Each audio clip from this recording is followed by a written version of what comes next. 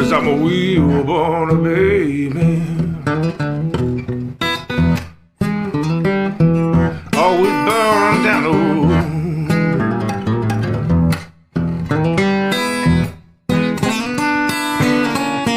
Yeah, I'm a wheel born a baby. Always burning down the road.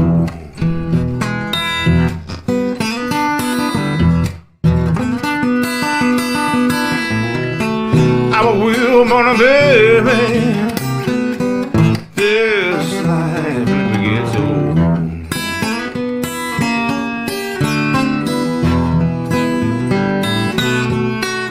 Come on, wheel burners, yeah, burn with me.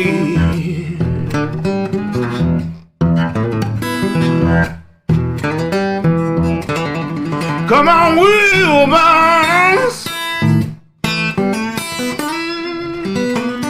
yeah, burn with me.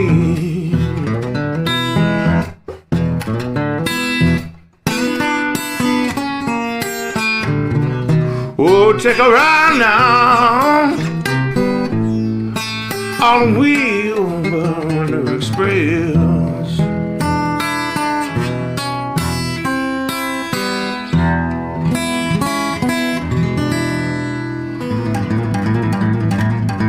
Yeah, Wheelburner Express, baby.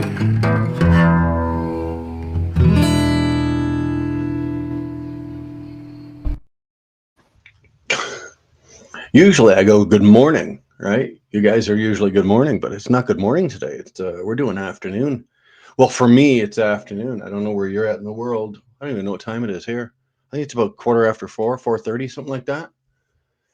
Mid-afternoon, Thanksgiving Day holiday.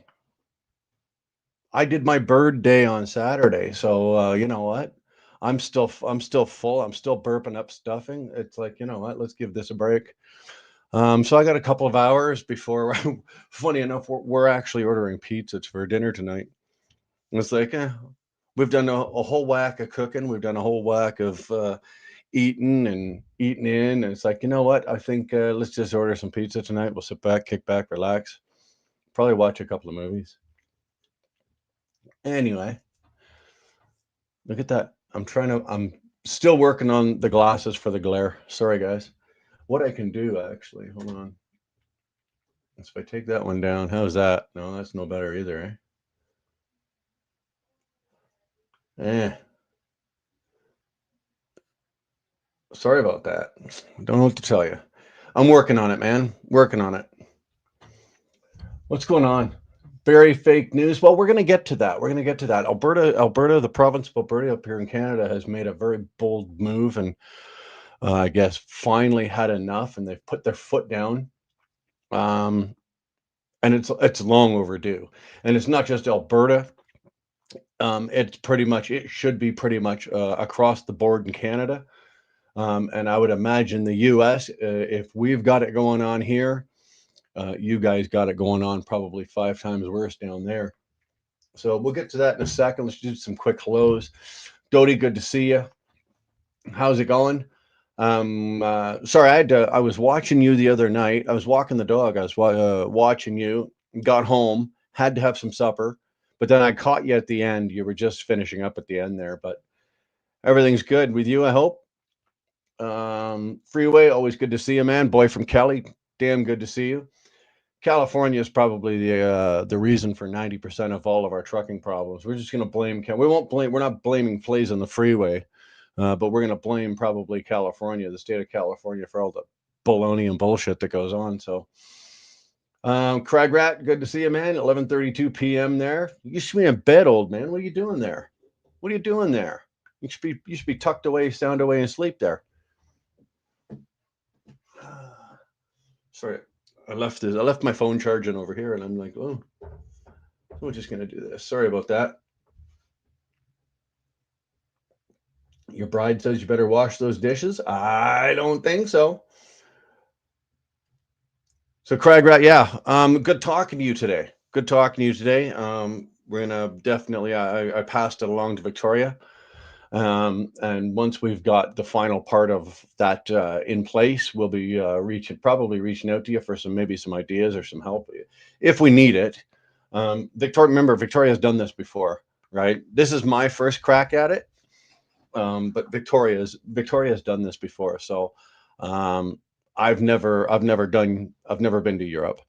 Luckily that she has, and her family's there, and so any problems we really might run into, chances are we can get help. But you know what? You're on the top of the list there for help if we run into shit. So 2-4 Burner. Hi Burner, what's happy Thanksgiving, brother. Back at you, my friend. Back at you. Always pleasure to see you. Pat, what's going on out there? You're what, 3 hours ahead of me there, so you're probably on your 23rd out of your 24. Attaboy. Doty's still here. What do I think of Iran? I don't think of Iran. Football, bad TV. Don't even think about it. Could care less. Everyone's just saying their chit chats and highs and whatever is like that. I look shorter. You look shorter on TV. I look shorter on TV. Yeah, I've got the screen set the way it is. So yes, of course I look shorter. Hold on a second here. Although, sorry, I'm just gonna. No, wrong way. Here we go. My center screen. Here we go. Hold on. Let's get this fixed. There we go. I got to talk to the producer and the production office and all the prop boys about getting all this shit straightened out here. I'm telling you, it's tough to run this outfit if you got to do everything yourself.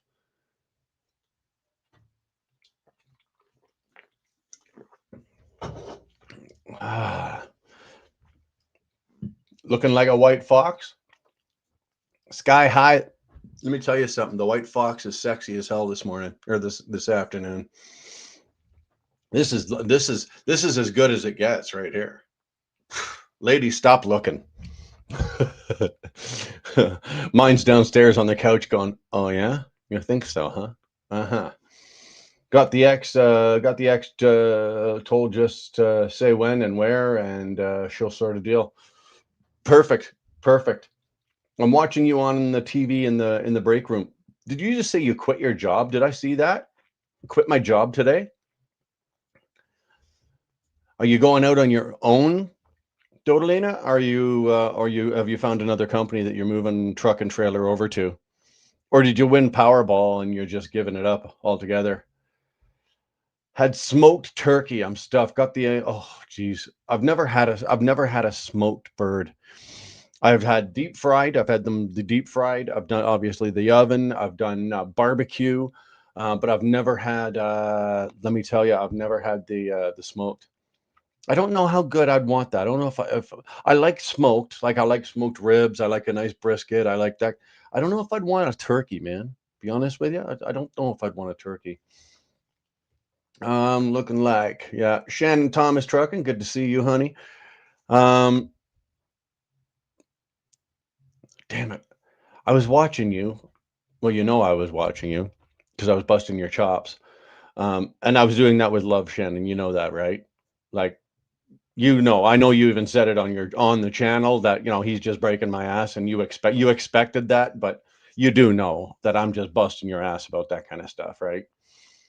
I have no more right to tell you how to run your business than I do to tell Elon how to run his. So, and from all outside appearances, you're doing it right anyway, and you've got the best mentor in the business. So, but just so you know, right? Anyway, so Crag Rat we've got going is our. I think he's the only moderator in here right now. No, 2-4 is in moderating. Okay, Freeway's moderating. All right, guys. So here's the deal with the moderators. You can say whatever you want back and forth to me in the chat. You can ask comments, unless it's a racial slur or heavily religious or anything like that, or you're just spamming it. They're going to shut you off right away. You can say pretty much whatever you want to me. The minute you get out of line with any of the other people in the chat, the 2-4 or Crag Rat or freeway will shut you the fuck down immediately. Okay, depending on the how hard it is, or what you've said, they may time you out for a minute and give you a break. But if you're going to get out of control, they're going to shut you down. So, like I said, you want to come at me with things, you bring it on. I'll talk to you. I'll debate anybody about almost anything. If you want to talk, we'll talk. But when it comes to other people in the chat that I've got in the chat here, we got 41 in here. Numbers slowly going up. We're getting better numbers now that I'm out of YouTube jail. So those are the guidelines that we want to play by. I also prefer that everybody in here, if you can, we try to keep it as 18 and over. I can't. My channel is set up to go out to all the channels that are linked are marked as over 18. But I can't be responsible if there's a 13-year-old or a 12-year-old sitting here watching this. And I don't want another email from an angry parent saying that I was watching you on my son was on the couch watching your show, and all of a sudden, he heard a whole bunch of foul language, because occasionally, I'll get riled up and I'll use some unspiritual words, and, shit happens, and I don't need the email. So no, up front, I prefer you to be over 18 to be in here. And if you're not, and you're a parent and your kid is watching, if you're sitting on your couch right now and one of your kids is in earshot, you may hear the odd swear word. That's just going to happen. But it's not up to me to parent your kids and be responsible. It's up to you guys. So it was your first to go at a smoked turkey. It worked out good. Wife said it was good, and so it's good. Yeah, that's true. If the old lady says it's good. T21, good to see you, brother. Brother from Pennsylvania. I met 21, scared the shit out of me that time. Sitting in the truck stop with 79. What? I think it was exit, 100 or 105, something like that, the Loves. Sitting back there, I was doing a live, and all of a sudden this guy rolls up the front and nose of my truck. I've never seen before. Rolls up the front of my truck, jumps out, comes walking around. Sure as shit, it was T21. He jumped in my truck, and we ended up, I kept the live going, but I got to sit and shoot the shit with him for about 35 minutes, and then it was gone. So it was really great to meet him. So good to see you, man. Thanks for popping in here. Spank me, mods. I've been a bad boy. Well, bootlicker, give it hell. I'm king of racial slurs, but I will behave. Well, like I said, man, Barry, you know what I'm about. You've been around, you've seen me long enough, and people can say whatever they want to me, anything they want. I'll talk to anybody about just about anything, but once you get out of once you cross a line with racial, or you start fucking around with talking genders and insulting people and shit like that. This channel right now is safe for all. Okay, I don't care about your religion, I don't care about your gender, I don't care about your color, your creed, your country. I don't give a shit where you come from, who you are, what you do, nothing. If you've got something you want to be talking about, bring it in and we'll talk about it. But if you're gonna get fucking stupid, then one of the mods is gonna turf you. I also saw another name way up there, Stuart the Hobby Trucker. Fucking son of a bitch. Where have I seen that? Probably a limey bastard. With a name like Stuart the Hobby Trucker, has got to be a limey. I'm talking about racial slurs, right? Or not racial slurs, or whatever that is. That wouldn't be a racial slur, but it doesn't matter. Stuart the Hobby Trucker's got to be a limey. I would be just as Stuart saying I'd be disappointed if you kept the PG-13. Well, you know what? I'm not there, Stu. I'm not, right? I do enjoy talking. I do enjoy, sharing information. I've got a topic we're going to hit on as soon as we get through some more hellos and shit like that. But I got no problem with anybody wanting to talk about something, or even if you want to do, I've had guys in here go, and there's next thing you know, you're in a debate with people. I got no problem with that either. Let's just keep it. It doesn't have to be PG-13. You guys can say what you want. If you need to cut, if you want to cuss in the chat, you go right ahead and do it. I got no problem with that at all. Okay, just know that I'm going to swear once in a while. Car Wash, good to see you, man. There's our boy from Texas. Texas. Yeah, I remember that was fun. I met you on, it must be, a couple of years now gone by. says the big guy in the frozen tundra. Dude, let me tell you, we got snow. We got snow Saturday night. It started out raining Saturday afternoon, Saturday night. Then it broke down into snow overnight, and then we woke up Sunday morning. No, I'm not talking. Okay, yeah, just because we're in Canada doesn't mean we got 8 feet of snow. Okay, we're not talking 8 feet of fucking snow here. We're talking about we got a light dusting, and even today, the snow all melted and shit all day Sunday, and we woke up this morning. It's still cold. It's like minus, I don't know what, -7, -6 or -7 with the wind. So it's chilly. Welcome to Canada. Well, I'm 55 years old. That means I've lived through 54, and I'm about to live through I've lived through 55 winters. I was born in December, so I've lived through 55 winters. I'm about to live through my 56. It's not a big surprise when the snow falls and the temperature drops. So, Rom Skunky, good to see you, man. Welcome back. Always a pleasure. Damn good to see you, son. I'm in the same country as Wheelburner, and I ain't met him as of yet anyway. Yeah, but you know what? It's actually you're farther away from me right now, mileage-wise, than most of the people in the chat are. You're at the farthest end of Canada, out in Nova Scotia there. So, most of these people here, I guess no, Car Wash, Ryan down in Texas, he's probably still a little farther than you are, but it's far enough away. Cussing's allowed. Barry, woo, you hear that? That's a pissed off kitty. You hear that?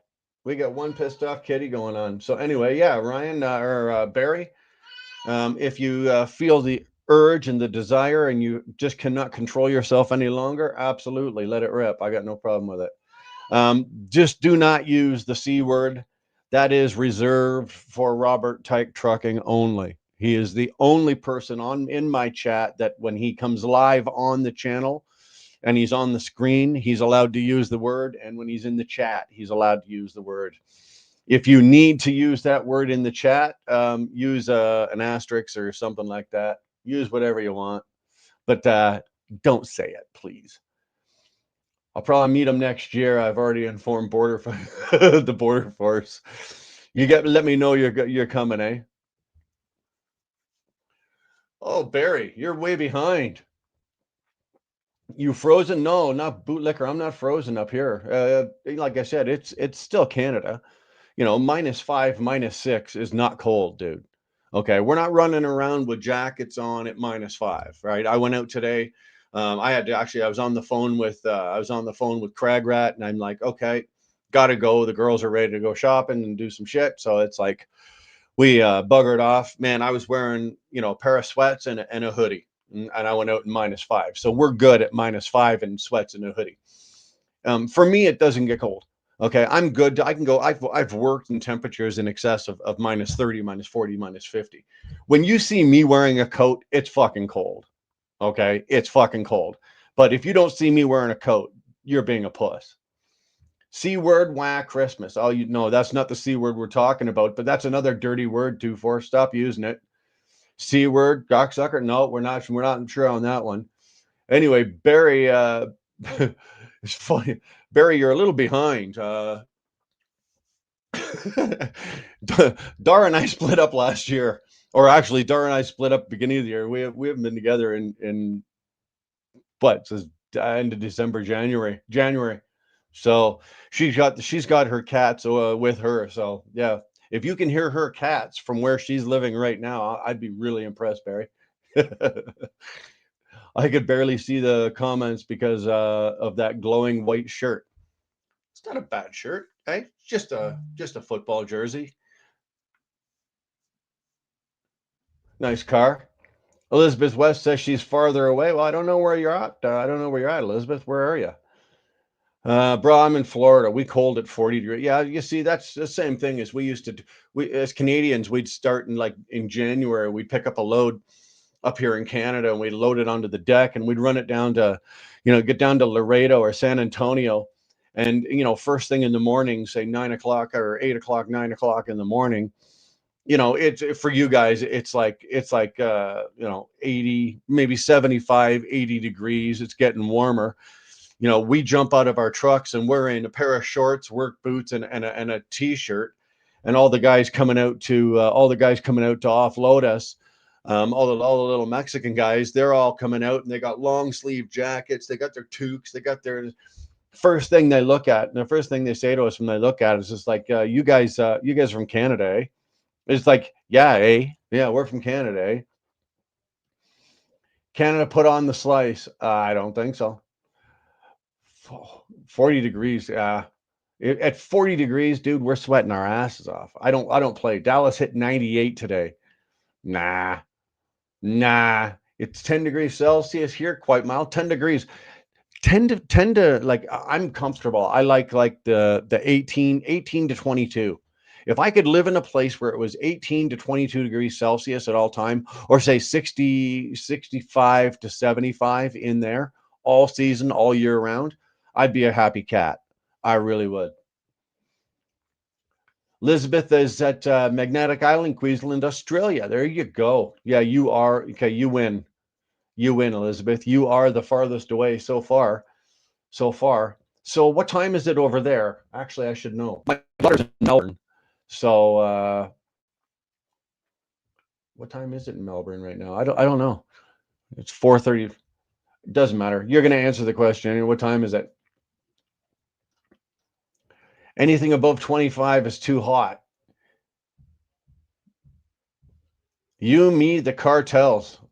I don't play. It's nearly 9 a.m. Oh, so you just got your first cup of coffee and you're just getting your shit together. Mm. I don't play with the cartels these days. They've gotten completely out of hand as of the last 5 years. Nobody wants to play with the cartels except the U.S. federal government.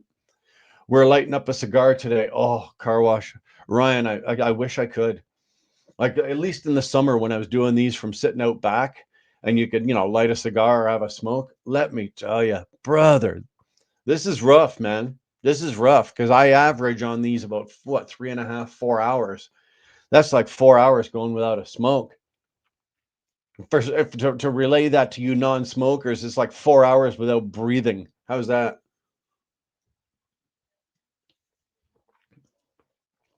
Why'd you go live? You know what? I had a couple hours to kill. Really. Victoria's mom's in from out of town. So she's visiting. So she's been here for a couple of days. She's going to be here for a day or so. And we just did some running around. We've had a really, really, really busy couple of days. Absolutely jam packed without a moment to breathe. Excuse me. And today is just one of those relaxing days. So, like I said, we ran over to Walmart and did some, I don't know, what do you want to call that? Grazing. We went over to Walmart and did some grazing, and I got home and it's like, well, they're downstairs. They're watching a TV show. I think they're watching NCIS. I'm really not into that, so I figured dinner is going to be sometime between 6 and 6:30. So I said to Victoria, I said, when you order the pizza, let me know and I'll shut it down. I'm just going to go live. So I'm cracking a pint of can of Iron Brew. Yeah. Oh, actually, I don't have it. I do have one here somewhere. I went over to a friend of ours' places for dinner on Saturday. We did the big dinner on Saturday over at a friend of ours' place, and I took two of them over there, and I only drank one. So I think the other one came back, but I have not found it yet. I do not know where it is. Is Victoria's mom single? I'm in the market for a sugar mama. Well, you know what? We're not going to discuss any of that. That's just not some areas of my life. But just so you know, Victoria is not single. I'll go that far. All right. I like the hat, Eric. Thanks, man. This was I actually bought this one. Believe it or not, I didn't. Most hats usually get thrown at me. But this time here, I actually bought this one as Victoria and I were up at the Fairmont Jasper, which is like a very high end resort up in Jasper Park. She wasn't there, but we were up in Jasper, and the pro shop had everything like 50% off.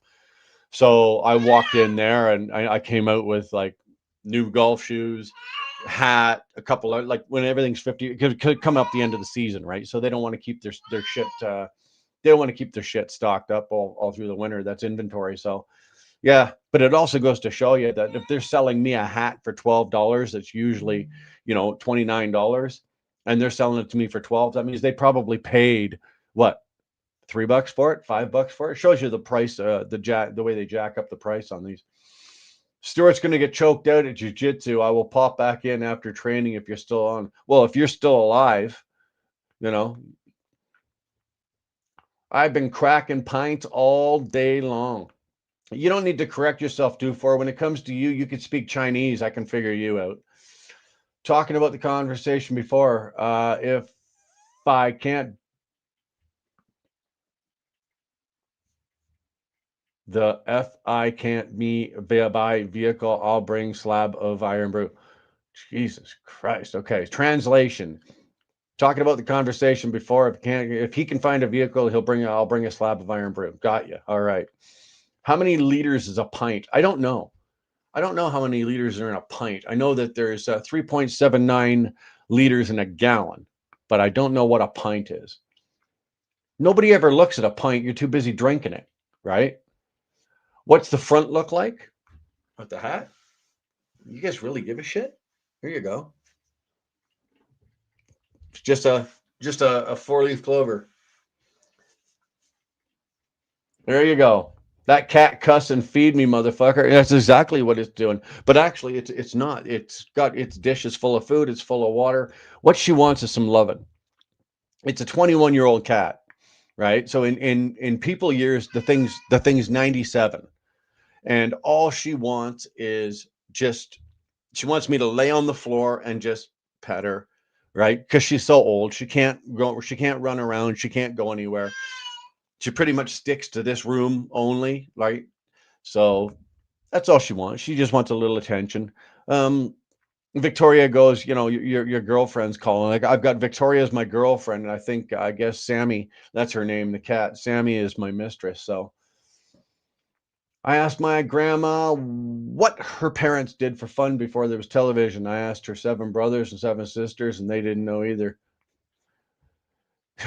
Well, dude, I came from a generation where before there was, we had TV. Don't get me wrong. When I was really young, we had TV, but I think our first TV was black and white.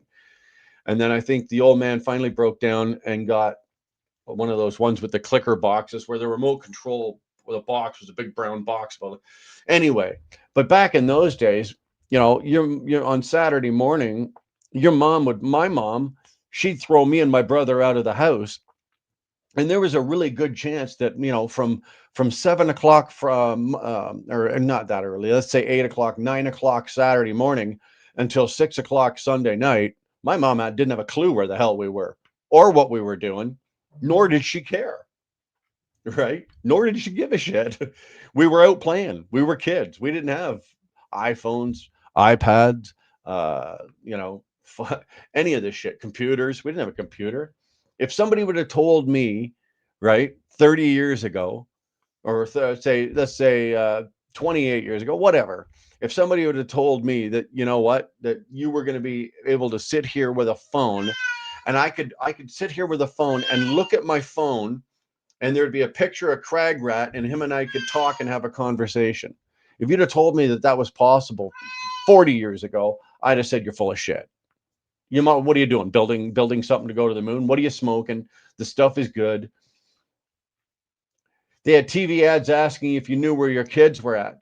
David, I don't know if you remember this. It was always at 11 o'clock. There was one channel that did it. It was always the 11 o'clock news, right? And it was Eyewitness News, and they always opened with, "It's 11 o'clock. Do you know where your children are?" You know? And it would be like, there's probably a good chance. Well, let's face it, my mother never watched the news, but there's probably a good chance if she ever heard that in her entire life, she'd have to look at the TV and go, "Nope, don't have a fucking clue. Couldn't tell you. Don't know if the little bastards are here or not." Like, we came and went pretty much as we pleased. Wasn't a bad life, but you know what? We weren't entertained, and we weren't brain deadened by a goddamn device. Beer bottle of 341 mil, can is 355 mils. Oh, if Clover was red, it would be a poppy. There you go. You learn what to do for entertainment after Category 5 hurricane. Delivery room extremely busy 9 months. Yeah, 9 months later. Well, you think about it, right? The baby boom, right? All the baby boomers are all just after World War II, right? Kids. So all the soldiers came home from war, and what do you think they did? First thing they did, they, they may have dropped their bags first before they before they climbed on top of their women, right? Baby boomers were probably the biggest ones for that. Yeah, Thomas, it is remarkable technology. I make fun of it and I joke around about it, and I make fun of the kids today that use it. But you know what? I'll be honest with you. Um, for easement of life, I do enjoy it. Like, I have an iPhone. I'm sitting here at a computer. Look this shit I'm doing right here. I'm talking to you. I'm looking at you. This is all. I do enjoy it, but I do, when it comes to, say, our youth and the options that they have, um, and to what that we had, and the way I look at now, like, kids don't go out to play. Right? You never see kids out in the wintertime. On my street, there'd be, on Saturday, the street hockey game would probably start about 10 o'clock in the morning, and our parents called us in, for dinner or whatever. It's shit like that. Today, that kind of stuff, I don't know about you in your neighborhood, but we don't see that around. Kids don't go. I've never heard one of my kids go, okay, I'll be back in a couple of hours, I'm going to call on Tom, and we're going to go to the park and hang out. No, we didn't get any. I don't hear any of that. Whereas I would walk, I'd walk out the door. I wouldn't even tell my mom I was leaving, or me and my brother, we'd go out the door, go over to Tom McAllister's or Stevie Cahill's place, and ring the doorbell. Hey, Steve, yeah, okay, let's go. But then the three of us would go find somebody else, and next thing you know, you got 10 guys, and you're causing shit, having fun, and whatever. That doesn't happen today. And if it does, I'm not saying it doesn't happen 100%, but it's very uncommon. That's all I'm trying to say. Actually, I'm so full of shit. My last name validates it. Well, dude, I think you and I got the same last name there, bud.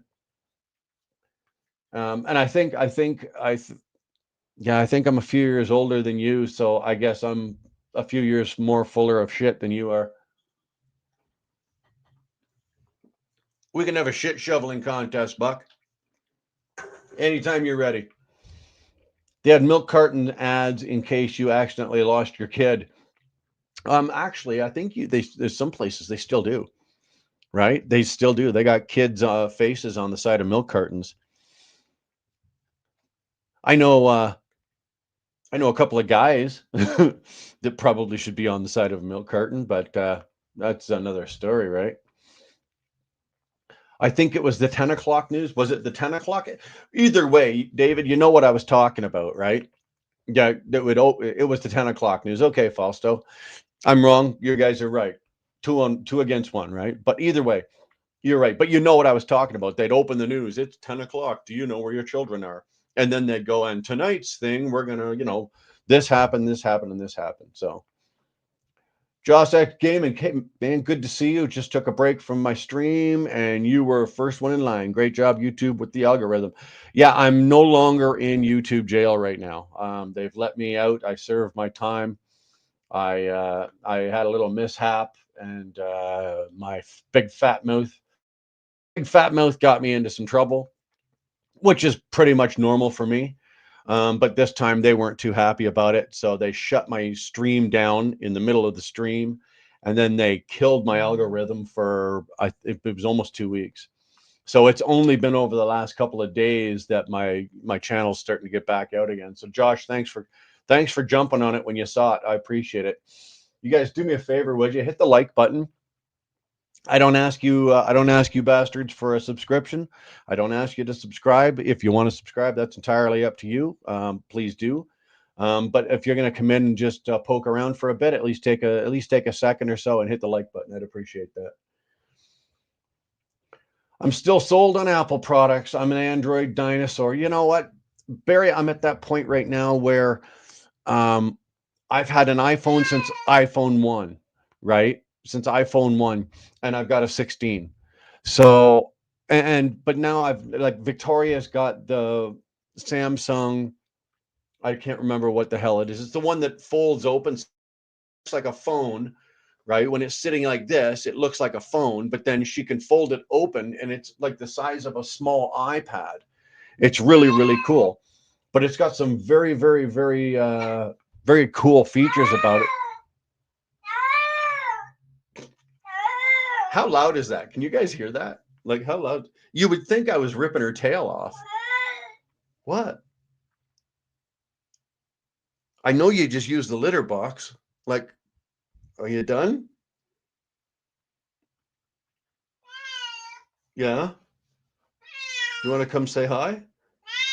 Okay, good. There, she just said hi. I'm telling you. Anyway, what was I saying?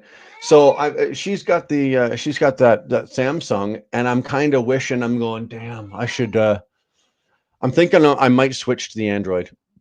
I'm thinking I might switch to the Android. It's got some better options. The camera on her phone for video, like doing video, is very, very good. It's better than the 16. I've got the 16 Pro Plus, and her Samsung camera is better than my iPhone. So I might be I might be switching over. But I'm one of those that I haven't done it in the past because I know Apple products, right? I've always had an Apple notebook or a Mac. I've always had Apple iPhones. So our house has always been an Apple house, and I'm familiar with it, right? I can get it. I can go. I went from an iPhone 13 to the 16, and yes, there was some new shit that I had to learn, but it was minuscule. You know, as soon as that phone got turned on, I was able to boop. I was able to go and use it right away. If I go and get the Samsung, then you know what? I'm having to learn a new operating system. I have to learn the settings. I got to, and you know what? I'll be honest. I don't know if I want to. It's one of those. I don't know if I want to. Really, and I don't know. Is that lazy? Is that lazy? Am I just being lazy? I don't know. I'm being technologically lazy. It's the Z Fold. Thanks, Car Wash. Appreciate that, Ryan. Brian got released from the YouTube gulag. Yeah. And dude, let me tell you, when they put you in jail, they don't mess around. I think there was like 5 days straight where I couldn't get more than like 12, 15 people in here.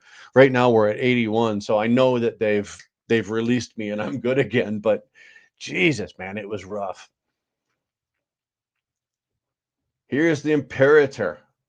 Imperator. Okay. That's not the best way to enter a room.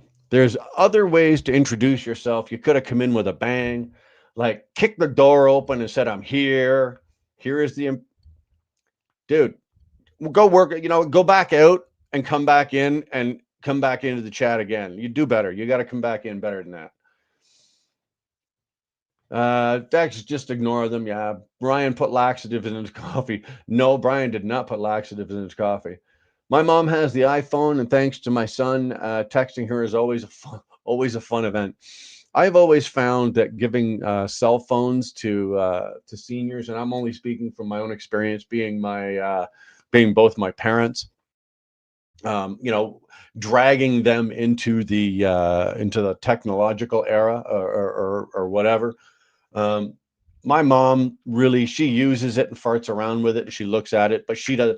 My dad, when he got introduced to cell phones, I mean, it wasn't uncommon for 15 times an hour to get an emoji or to get an a text of just 2 words of, just because it's new technology and they want to play with it, right? If you want to have a lot of fun, you want to screw up your other relatives, give your parents or your grandparents an iPhone. Baby, I give it to me. I give you what you want. Woo! Look at you go. Cell phones are for adults, not some ADHD kid. You know what? But here's my problem, DX. Every time I fuck something up on my phone, I got to call one of my kids to fix it because I can't do it. Because kids these days are born, they're coming out of the womb. The knowledge is already in there. I don't know, what are they chipped? I don't have a goddamn clue. But I can hand my phone to like my 3-year-old granddaughter, and she could probably figure this thing out faster than I can, for crying out loud. So, it's just one of those things. The technology, the kids are born into it. Just as, when I was a kid and I was born, or hatched, whichever way you want to look at that, there were certain aspects of my generation that my parents probably looked at and went, "Holy shit, man! Look at these kids. They got this easy. It's nice. It's easy here. It's this. It's not so bad."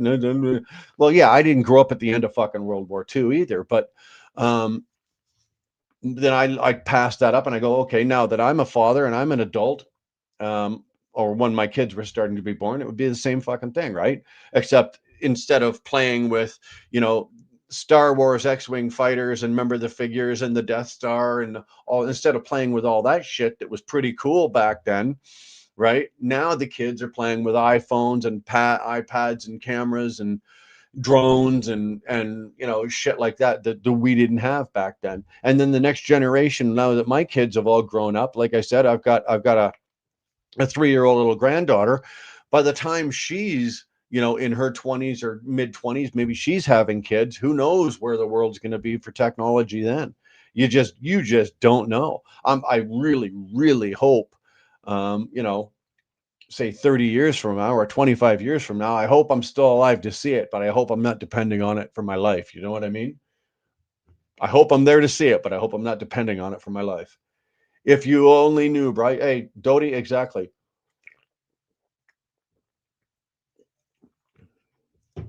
ADHD is just a result from anxiety. Michael, I don't know. I don't know.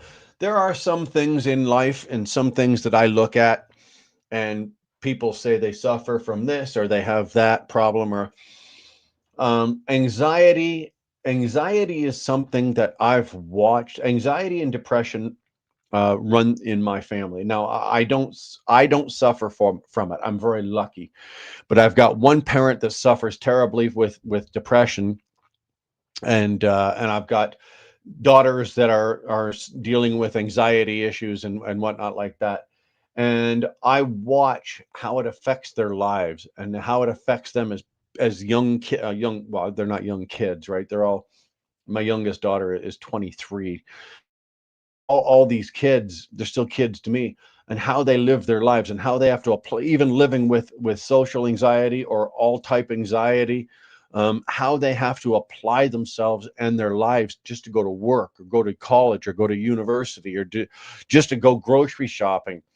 I've watched these kids work their way through it, and in some cases, one of my kids is still getting help. She still requires a therapist, and more power to her. She gets the help she needs, but um, I don't think we can lamp, because I was one of those that kind of went, you can put everything in one basket. ADHD, ADHPD, you can put it all under one.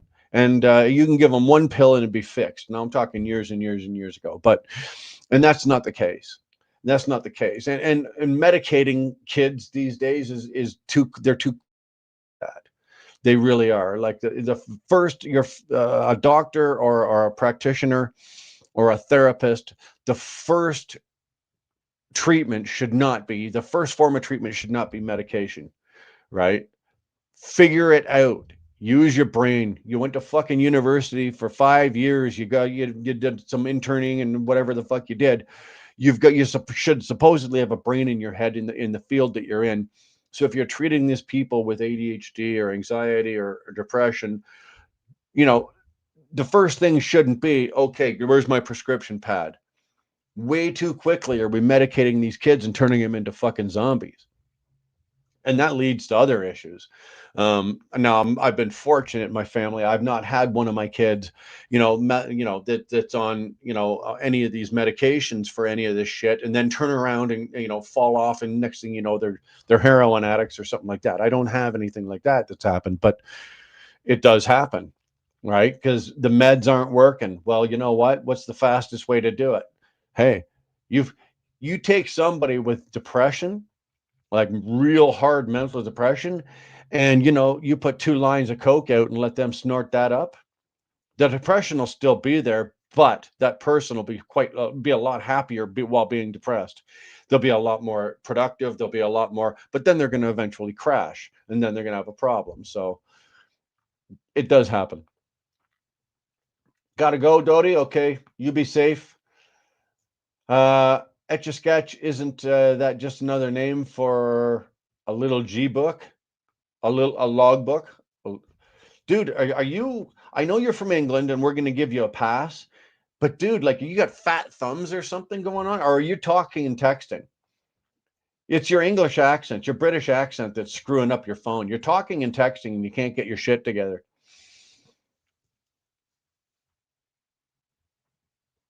How do you feel about Canadian? How do you Canadians feel about Chicago gangs expressing their Second Amendment on ice in Chicago?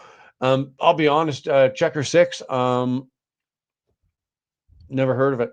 Like, excuse me. Um, I didn't hear about it out here.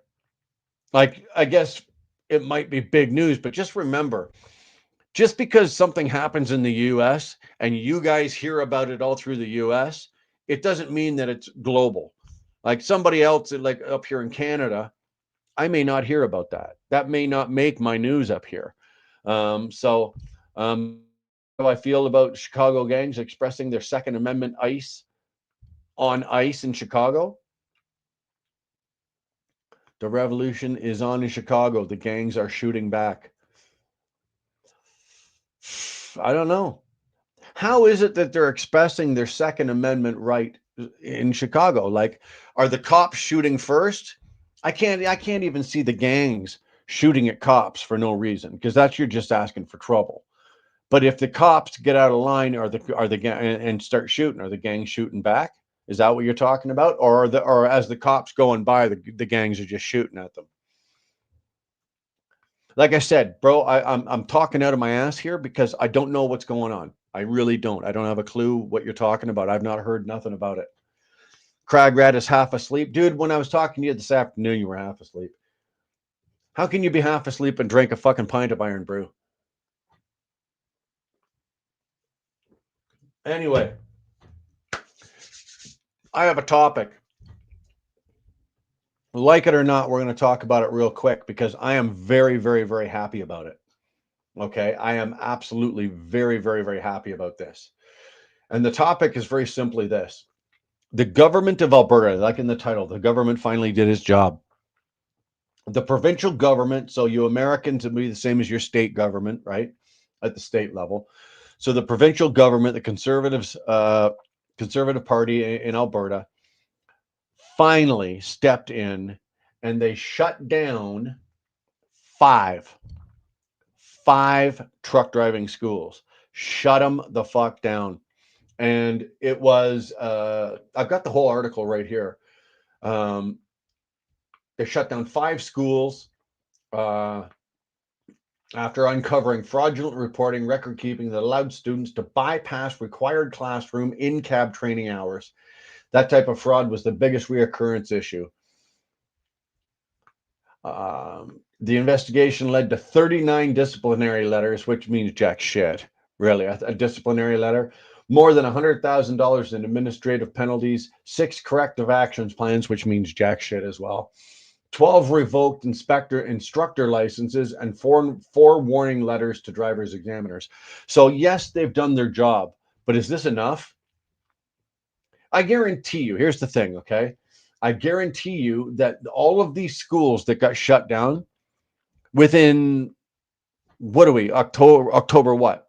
12th, something like that. By the end of October, all of them will be reopened. But there is another thing down, they actually talk about that. And they're called chameleon. In Canada, they're coming up with these weird terms. I've never heard of a chameleon carrier. On the carrier side, 13 companies were removed from Alberta's roads due to poor performance, unsafe equipment, or failure to meet safety standards. 7 were identified as chameleon carriers, firms that evade oversight by changing names, creating new identities, or shifting operations across jurisdictions. I've never heard the word chameleon before. It takes a lot of collaboration with other ministries to make sure that we catch all these bad actors, because it's ultimately just gives the trucking industry a bad name. True, it absolutely does. You know, any one of these guys on any one of these companies that gets into an accident, kills somebody, it looks bad on the whole industry, not just that company. It looks bad on everybody. Alberta has since increased engagement with schools through workshops designed to raise standards and strengthen oversight. Closer monitoring of examiners and instructors will be key to restoring trust. How about you just, instead of put closer monitoring, why don't you train them properly? The people that are doing these instructors and examiners, train them better. Train them better, because I can tell you right now, I can go to Brampton or Malton or Mississauga, Oakville, Toronto, Burlington. I can go into any one of those driving centers in there, and I can buy a driver's license for a Class A license for $1,200. Get rid of them. That's going on as well. But the people that are actually doing in the schools that are teaching these courses, train them better. I don't think that the standard for the teaching the course is high enough. And that's just my personal opinion. They haven't set the bar high enough in the school to what they're taught. From what I've seen, is they teach you just enough to pass the test, to pass the written test, or to pass and the driving test. They will give you just enough training to pass that. After that, what? You're fucked. So if you make a standard, like a regimented schedule of this, Schedule A, Schedule B, Schedule C, Schedule D, and inside Schedule A, these 10 things have to be covered and be signed off on, and somebody of the instructor has to be signed off on it and be held responsible. So if it comes back afterwards that this guy can't do any of this shit that's on Schedule A, 1, 2, 3, 4, or 5, you know what? Go back on the instructor. Go back on the instructor. They got labor issues. This is also all hooked into this as well.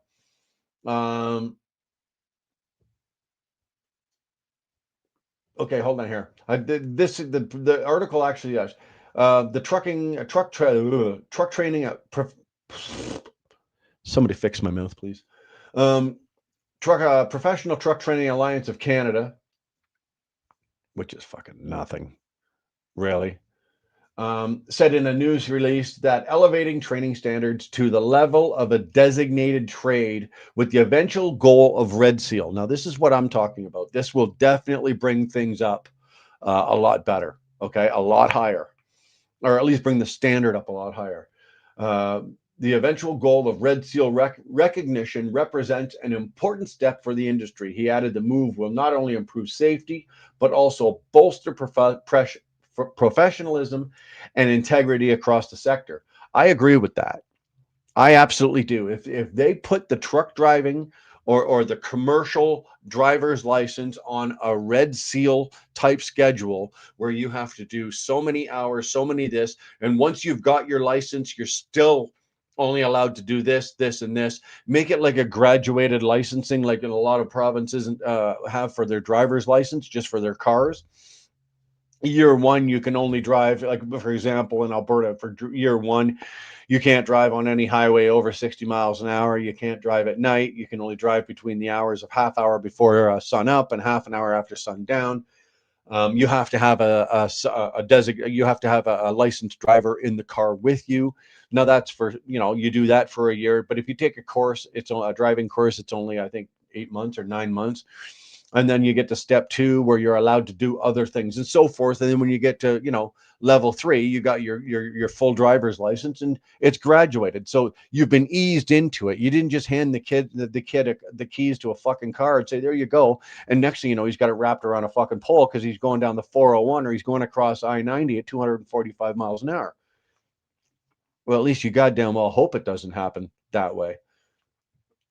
But beyond this is one here that I've been calling for years that they've needed to stop. And the US is absolutely brutal for this, but in Canada, they're putting a stop to it. Dreschen pointed out to ongoing labor issues, particularly the misclassification of drivers as contractors rather than employees. So that means what they're doing is in Canada it's called Drivers Inc. So let's just say I don't want to pay taxes, or I want to pay my own taxes. I would go work for a company. I would register a company, like an incorporated company. I can go online and do it. I could do it right now if I wanted to. Go online and pay for it. Get myself a nice little incorporation. I'd be 654-2929 Alberta Incorporated, right? And then I would go to the company I want to work for. Let's just say it's 24 Logistics, right? So I'm going to go drive a truck for 24 Logistics. 24 Logistics would pay me as a contractor. In Canada, they're getting rid of that because just for tax reasons. Because as a company employee, my taxes are submitted by 24 Incorporated. My insurance, my health insurance is paid for by 24 Insurance. All of the stuff that, as an employee, the benefits of, it's all taken care of by 24 Incorporated or 24 Transport. But as an incorporated business, I can screw the government blind, and the government is absolutely getting fucked over, and they're getting fucked blind on it. And what's happening is because I'm now incorporated, I can turn around. I'm my own business. So I can put myself on a salary. So let's just say the company pays, they're paying a company driver, but instead of the driver, they're paying the corporation, my corporation. So let's just say they pay 75 cents a mile. So let's just say at the end of that pay period, the gross on that pay is $3,000. But then normally they would take all the taxes off and and you'd get the net, right? Now, no, they give that driver that full $3,000, and then he pays himself a salary. But what he does is he pays himself less of a salary than what he would make, so he's paying less tax. And then as the owner of an incorporated business, he can pull money out of that business as dividends and whatnot, not pay any tax on it. He can also write off his car, or all of his expenses, a lot of other expenses that you can't write off. And the government has finally had enough of that because they can't figure out why this guy's, he's driving for 7 mile, and yet he's got an E-Class Mercedes listed on his fucking corporation as the company vehicle. It's a $90,000 car. But it's a company vehicle. Why? Because he's writing it off 100%. It's leased, so it's 100% write off for this guy. And the government's like, okay, we've had enough of this. So they're actually coming to, and they're gonna stop this. And I agree with that. If I own a business, which I do, and I drove, my own truck, and I was at least on to a company, as I have different companies, that's different. I'm running a business. I'm running my truck, or if you have multiple trucks, you're running a trucking business. So you're entitled to certain perks and this and that. You can write off a part of a company vehicle. You can write off your meals. You can write off you can write off your meals other ways. But as an incorporated business owner, I can write off my meals and pay myself directly for that right away. I don't have to wait and submit that and wait till tax time. I can write myself a check every week for my meal allotment that I'm allowed. What is it? What is that, 20 something dollars? I think it's like $75 a day between 3 meals. So I can write a check for that at the end of the week and get that money back. As an incorporated business, as a business owner, I can do that. As a Drivers Inc., they're doing it, but they're not entitled to it, right? They don't own anything. They don't own a truck. They don't own a vehicle. They don't own anything in the business. They are just a business in name only. They don't provide a service, right? So that's what they're trying to do. They're trying to shut that part of it down so that they get their tax revenue. And I'm hoping that they get that shit shut down. Probably it won't be by the end of this year. He said, continue to advocate on the issues and raise at the next meeting of federal, provincial, and territorial transportation ministers. So I guess at the next meeting, all these doofies are going to fucking sit around and talk about it. His message to the still cutting corners was blunt: follow the rules. And you know what? I can't disagree. For once, there's an actual article. This one's in the Trucking News, truckingnews.com. There's actually an article with the government regarding the government that I actually fucking agree with. You know what? That doesn't happen very often. Let me tell you, it really doesn't. But we do need more oversight, not oversight on the truckers. We need more oversight on the training. Okay. The training is too lax. There's not enough oversight. There's not a high enough standard. The bar hasn't been set high enough. Chances are the ministers and the people that are making these rules that are setting have never driven a truck, have never taken a load from one end of this country to the other. They've never done the business. They've never been in the industry. They don't know anything about the trucking business, and they know absolutely nothing about the business of trucking. Those are two separate things. So, Christy, it's not necessarily better enforcement. Okay, the enforcement can be there, but if you start, it's sort of like what we were talking about with these guys in the English speaking that's going on, right? The English speaking drivers, you have to speak English, and the US is fucking hammering down on this. Where do you start with the accountability with that, Christy? So it's sort of like there was something here. On when you're talking about training schools for truck drivers, for commercial drivers, you have to find the beginning of the line, and that's where the responsibility starts. So is it with the government? Yeah, in this case here, it's going to be with the government. They're going to have to raise the bar, set the standard, and then hold that standard. And like I said, whoever's not making that standard, if you're passing people that are not qualified to do the job, and it's found out, then that minute that person or that minister or that whatever should be held accountable.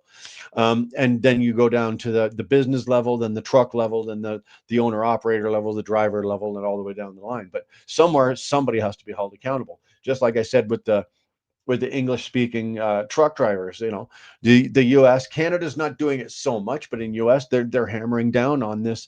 You have to be able to speak, read, and understand English proficiently, or they're going to pull you out of your truck. The loads, the load gets. We were talking about it the other day because I was incorrect when I said this. The truck does. The driver gets taken out. The truck gets towed. The load stays at the scale or wherever it's being done, and the company is allowed to send another unit down and pick up the truck. But either way, that driver is pulled out of the truck and he's not driving a truck. Where does the accountability for that start?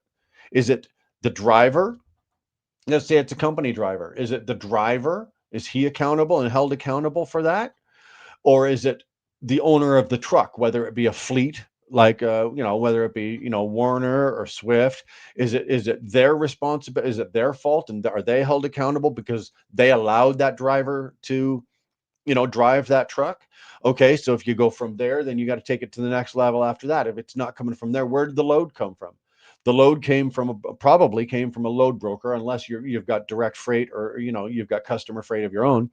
But if it came from a load broker, is now the load broker at the level of being held accountable? Do you hold them accountable because they sold the load to Swift? Or and Swift knew that, and the guy who sold the load should be going, okay, you need to be able to answer these questions. Is the person that's running my load, because that's ABC Broker's load, is the person running my load, is he able to speak English, read English, blah blah blah, is he able to meet that standard? Or is he going to get pulled into a scale and my load's going to get fucked? It's going to be late. It's going to, chances are it's going to be a mess. So does the broker, is it at the broker level? Where do you start with accountability on that? I don't have an honest answer on that myself personally. I think it's the carriers. I can go into Calgary right now from where I am. I'm 45 minutes east of Calgary. I can go into Calgary right now and I can walk into no less than probably 4 or maybe 5 trucking companies, right? Walk in the front door of that trucking company, walk into their office or whatever they've got there, start speaking to somebody in there, and nobody speaks English. If people in the office can't speak English, or they're not proficient, they know how to say hi, bye, nice meet you, whatever, but they can't carry a conversation. And then the people that they're directing in the trucks are in the same position. That's where I think the accountability should start. Should we ding the brokers?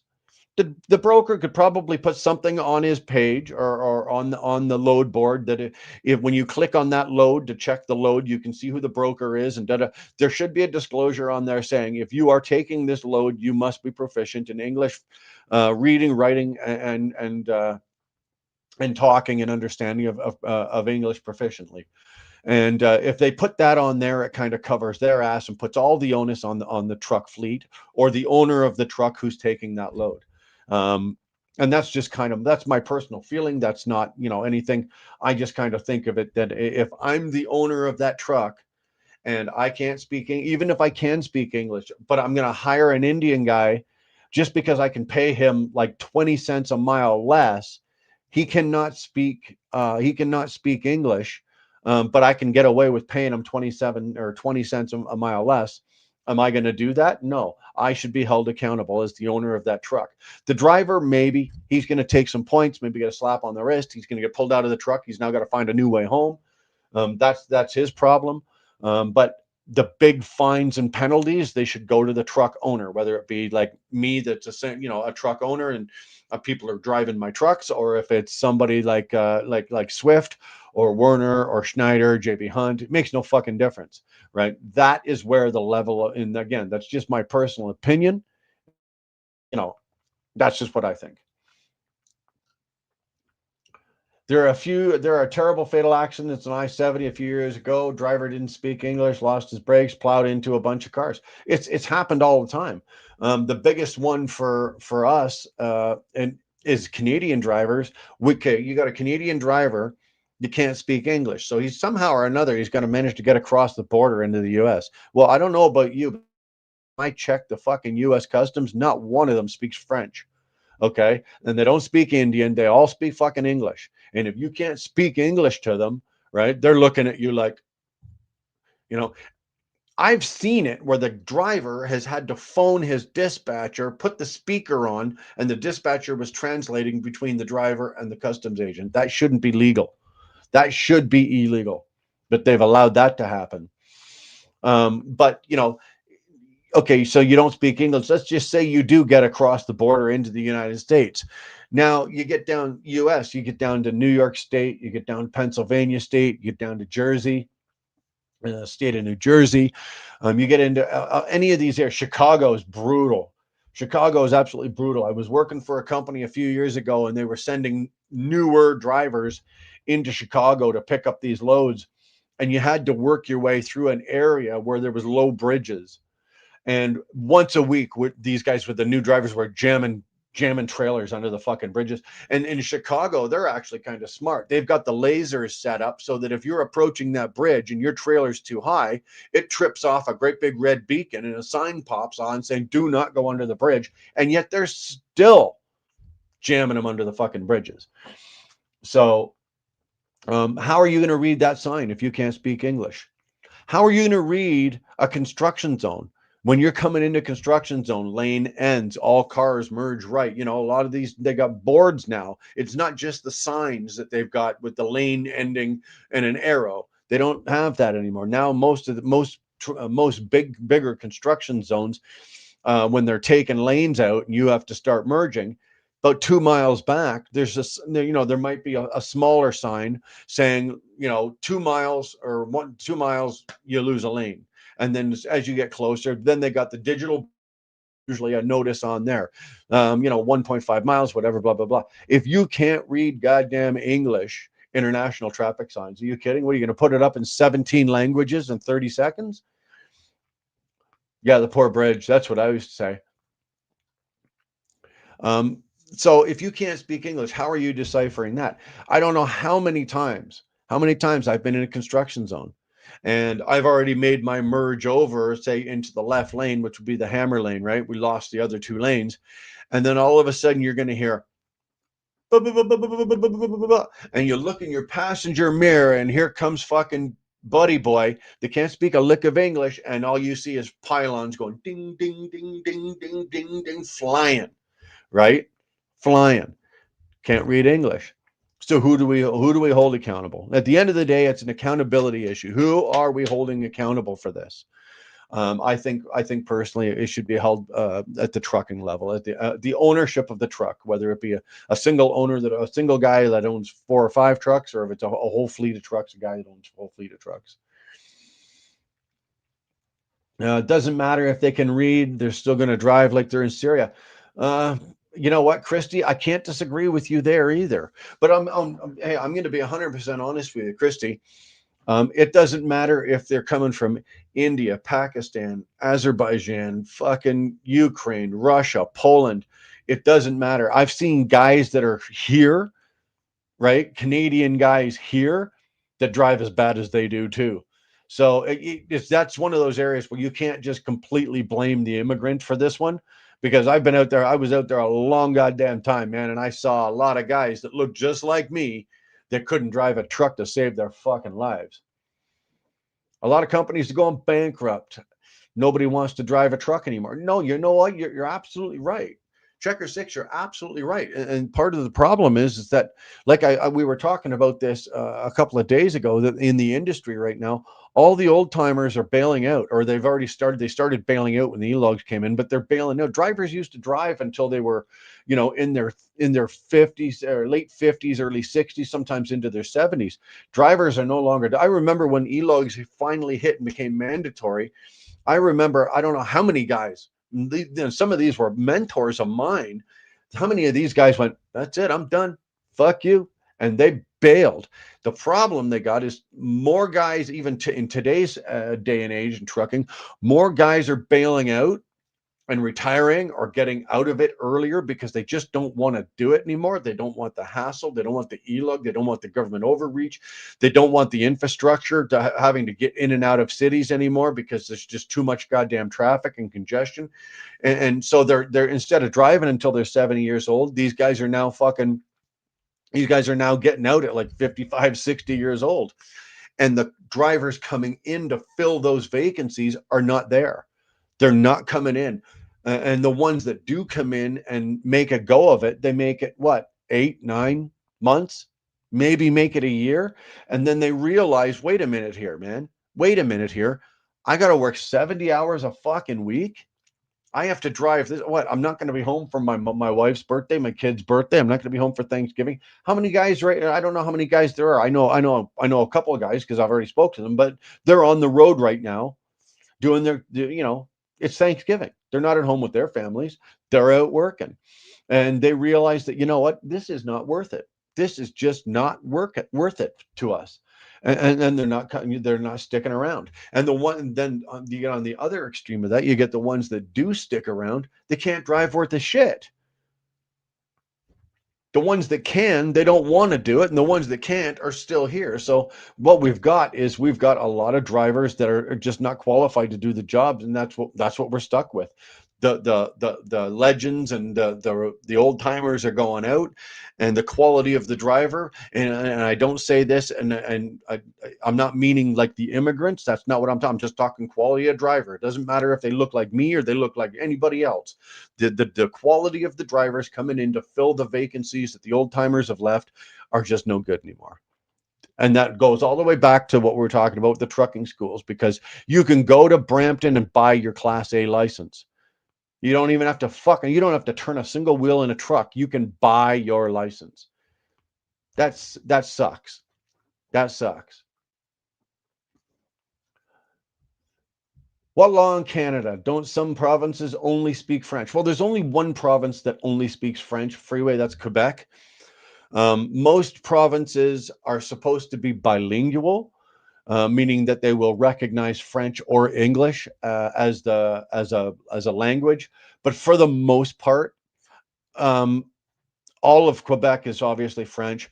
Parts of Eastern Ontario, which is the bordering province to the west of Quebec, there'll be a lot of French speaking and English speaking there. But once you get really west of like Ottawa, Kingston, there's not a lot of French. You get out here, there's no French.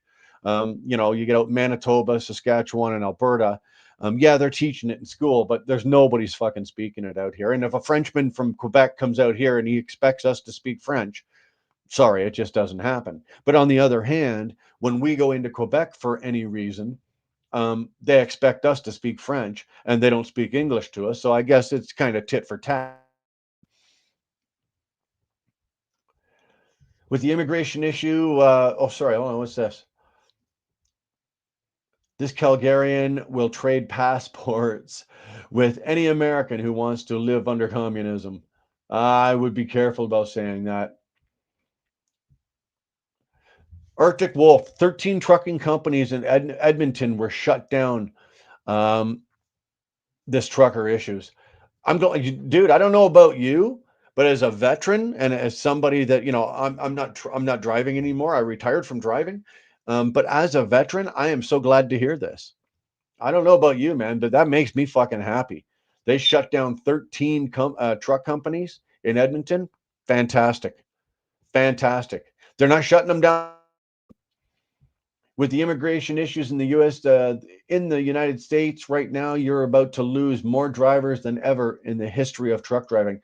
You know what, Checker Six? That you know what's going to happen though. It's gonna make there's going to make a demand for drivers, and you watch what the freight rates do.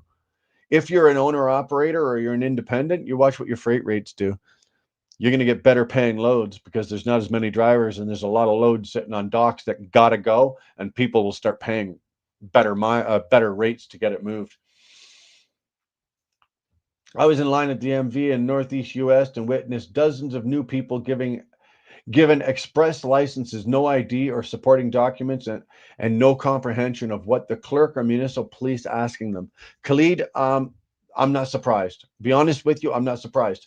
And I I didn't have that. I didn't see that. But the last time for your commercial license in Ontario, you have to write it every 3 years.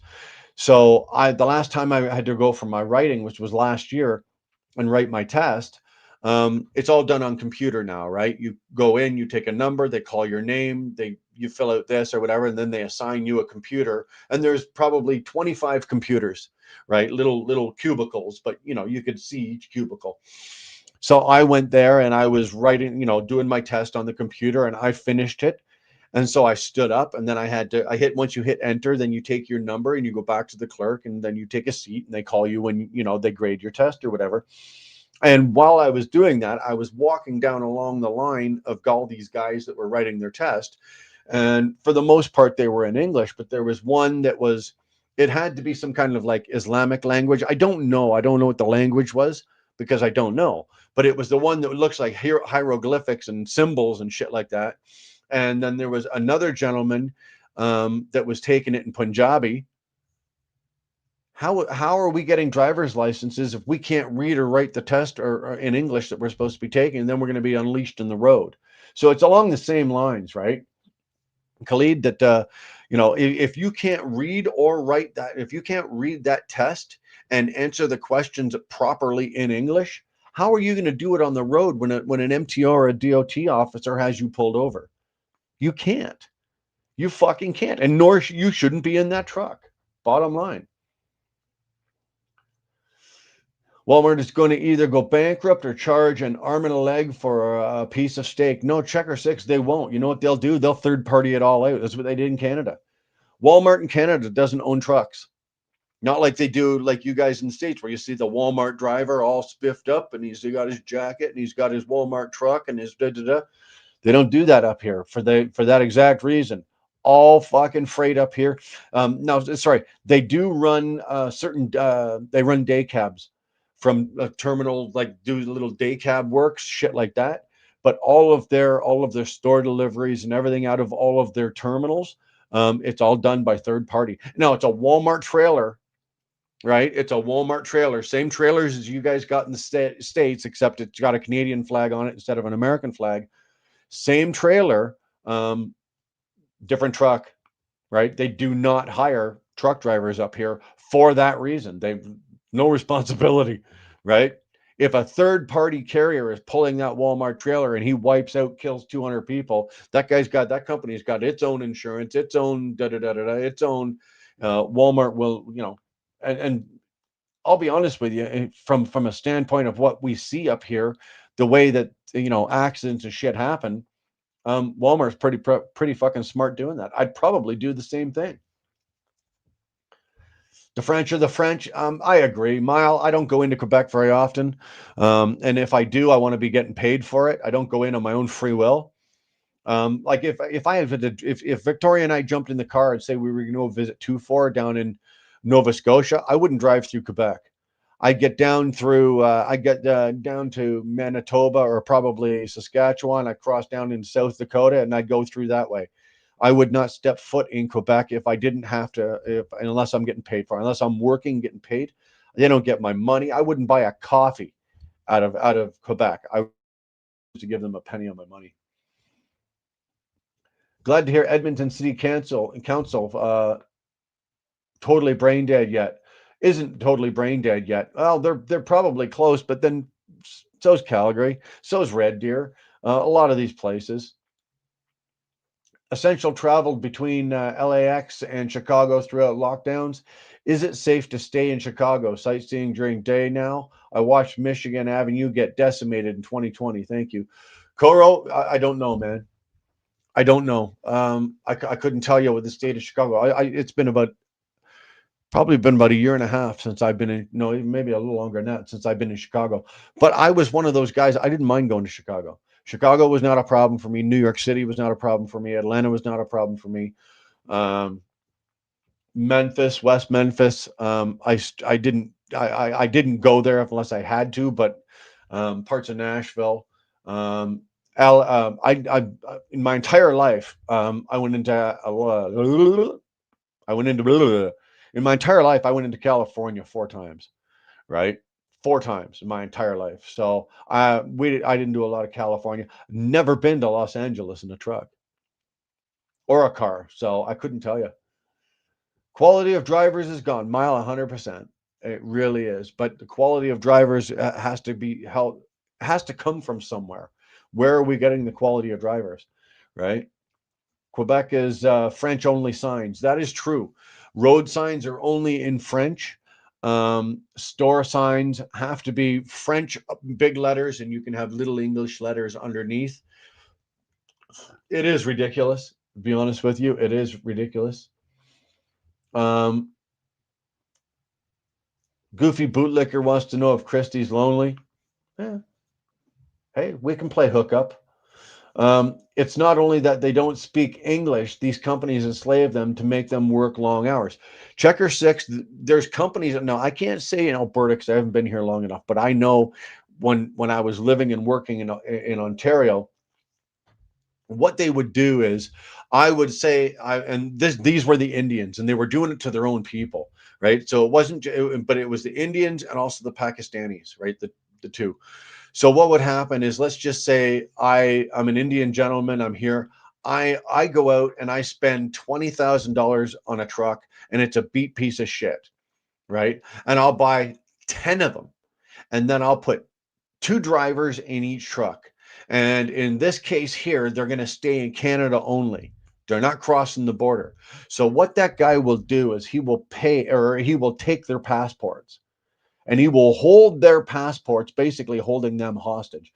There was a big thing about 4 or 5 years ago, um, and a couple of big companies. TransX was one of them that was investigated because they had 1 or 2 guys that would own upwards of say 75 trucks, and they were holding their driver's passports and they weren't paying them on time. They weren't paying them accordingly. They're paying them 25 cents a fucking mile when the truck's making, 60 cents a mile. And that kind of shit went on. And it still goes on today. It's an intimidation factor, right? It's an intimidation factor. Are the standards of exceptions of new employees is all industries, jobs, careers has dropped after COVID lockdown. Clea, I can't disagree with you. I agree with you. If you look at like say certain industries or certain markets all the way across Canada or the US, it's not just the trucking industry where the service is not as good. You're not getting as good service for you're not getting quality service for what you're paying for. You go into retail now, right? Retail now. People don't, I don't know how many times, you know, Victoria and I walk into a store, and the goddamn salespeople are standing there leaning against the counter, or they're leaning against the wall looking at their phone. Like, the quality of service, and you're right, it's across the board with a lot of different industries, and it's been primarily since the COVID lockdown. You're right. Christy is not lonely. Bootlicker, you're out of you're out of league, probably out of your league anyway. You're happily married to your dog. Good. The more that quit, the more I make. Well, Mile, you know what? Again, it goes back to, um, if there was a true driver shortage, you would watch your miles get better. Anytime there's a driver shortage, the guys that know how to do it, and they know how to work it, and they know how to do this, those are the guys that all prosper. You get a company where for example, if let's say I worked for a company that had 50 trucks, right? And I was an owner operator or whatever. But out of those 50 drivers in those 50 trucks, let's say 15 of them, right? 15 of them all got busted, couldn't, and they had to park 15 trucks immediately. You don't think that the fucking my going from like 2,800 miles to 3,000 miles a week wouldn't instantly jump to 3,500 to 3,800 a week? You're goddamn right. Come haul logs. Um, no thanks. No thanks. Up here in Canada, I've seen it. I've never done it. It's not something that I can't say that I've ever wanted to do, but now that I don't drive anymore, it's something I wished I had experienced. To go log hauling, pulling them out of the bush. I'm assuming, Mile, that's what you're talking about, right? They're falling the trees and literally picking them up, putting them on your trailer. You're securing them, throwing the chain, and you're dragging them out of the bush, going down to the mill. I'm assuming, Mile, that's what you're doing. So I've never done that. I've never done that. Logging is no joke. No, no shit. Fucking loggers be waking up at 3 a.m. to drive 2.5 hours to the middle of the bush. You know what, though? They're not poorly paid, bootlicker. Think about it that way, right? I don't know a guy that's pulling logs out of the bush that's driving an old beat to shit fucking car. These guys make pretty good goddamn money. They're making above the industry standard for money, especially if you're an owner operator. That's right. 1 hour to the haul road, 3 hours off road to the loader. Yeah, it's good money, but man, you fuckers work for it. And I'll be honest with you. I'll be honest with you. You earn it. You make you deserve every penny you get. That's another one that you the guys pulling logs. You guys are right up there at the top of the scale with those. With the people pulling hazmat. You know any kind of chemical, any kind of dangerous shit like that. Log hauling is no shit because you're not on a road. They call it a logging road. That's not a fucking road. It might as well be a goat path. And you're hauling, 80,000, 90,000, 100,000 pounds worth of fucking logs through that. So my hat's off to you, Mile. Good on you, son. And the fly down them back roads, 100 kilometers an hour down some bumpy ass dirt. Hey, man, you know what? They're cowboys. Koro says hit the like button. Yeah, do me a favor. Would you hit that like button? I would appreciate it. Old school Kenworth with a cat. Let me guess. So you've got what? You got a. Let's see. I don't know. If I was pulling logs, right? So I'd probably want probably a day cab, an old T800D day cab, or a W9 day cab. I'd probably want a 6NZ. Jack that up to about, pull the cam out of it, put the big rad, put the big cam. And then I would probably want about 650, pulling 650 and close to 2,000 foot-pounds of torque. That's what I would do. Mind you, I've never pulled logs. So again, I could be talking out my ass. It wouldn't be the first time, trust me. Yes, they're big kitty pushing weight. Yeah. When you're pulling that kind of shit and you're doing that kind of work, you're not concerning yourself with fuel mileage. Don't get me wrong. You know, you're putting fuel into it, but for the work that it's doing and the pulling that it's doing, if that thing's getting 5 miles to the gallon, you're happy with it. I must be the only guy in the chat that had a truck with a Rolls Royce engine. We were talking about that on the phone earlier. I've never driven one. I've never had one. It's absolutely ridiculous and dangerous that you can't speak the local language. It should learn the language first and then start the driving school. Well, here, think about it in these terms here, okay? Think about it in these terms here. If I was to go right now, go to the Calgary airport and get on a fucking plane and fly over to India or Pakistan, would I be allowed to get a job over there doing an essential job or driving a truck or anything like that? Not being able to speak a single word of the language, and seeing the way that they drive and their standards of driving and traffic and all that. Do you think that would be safe for me to do that, even though I'm a veteran driver over here? Would that be safe to go over and do that? Absolutely not. So why should it be acceptable for them to come over here, not be able to speak English, read English, or understand English, and yet they're driving, 80,000 pounds, they're 78 feet long, and they can go upwards of 65, 70 miles an hour. LA is a shithole to drive in a truck. Ruben, I will take your word for it. I have not been there in a truck. I have no desire to go there in a truck. You know what? I look at California much like I look at Alberta, at Quebec. I have no desire to go there. I really, truly don't. I don't like, and I'm not going to light a fire here. I'm not going to start bullshit, but I've just put this. There's nothing. California has nothing to offer me. There's very few loads coming out of California back up to Canada. So let's just leave it at that. I have other reasons why I don't go to California, and we're not going to go into those. Hey, Brian and chat, I'm here from Nova Scotia. Look at that. Karen Manthorn made it to Nova Scotia. There you go. Everybody's safe. Everybody's good. You guys had a safe drive. No problems. Hopefully Alan's okay. Karen, when did you get there? Just kind of curious. I'm just, but here, we might as well throw some of this at you. Karen Manthorn, when she's not cooking up a storm, she's serving it up hot on the Wheel Burner Express. There you go, Karen. That one's free. The next one you're going to have to pay me for. So anyway, hopefully you guys are good. Everything's good. You're in Nova Scotia.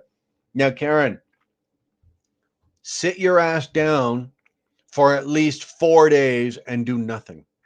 I know you're excited. I know you're happy. I know your fucking ass is on fire. Relax. Take it in. Be there. Don't get out of the car and get your bags unpacked and start running around like a fucking raped ape, man. Take it easy.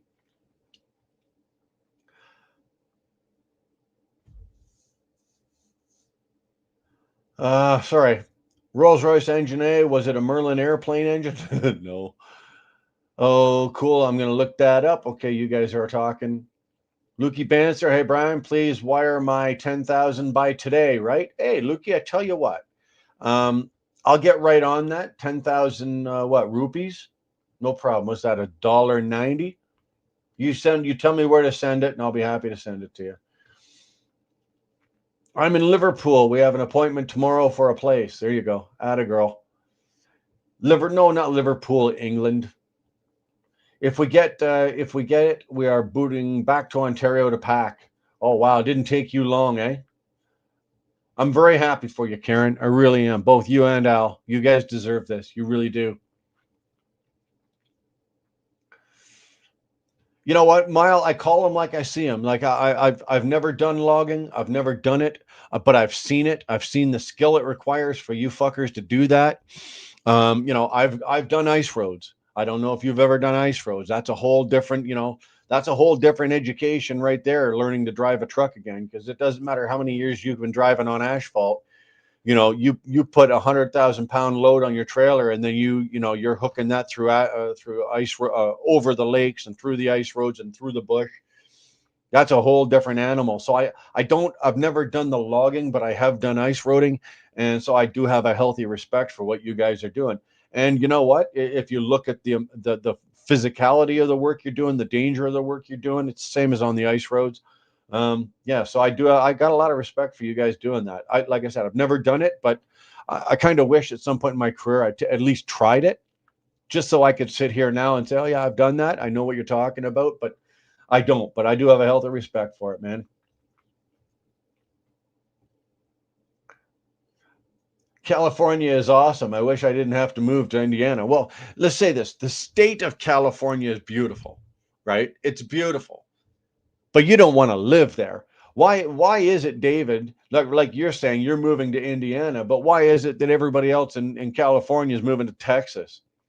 What does that say you about being a total flip-flop, right? You're going to go from the biggest percent or the highest percentage of Democrats in the entire fucking country are in California, and yet they're bailing out of California and going to fucking the biggest Republican state, and that's Texas.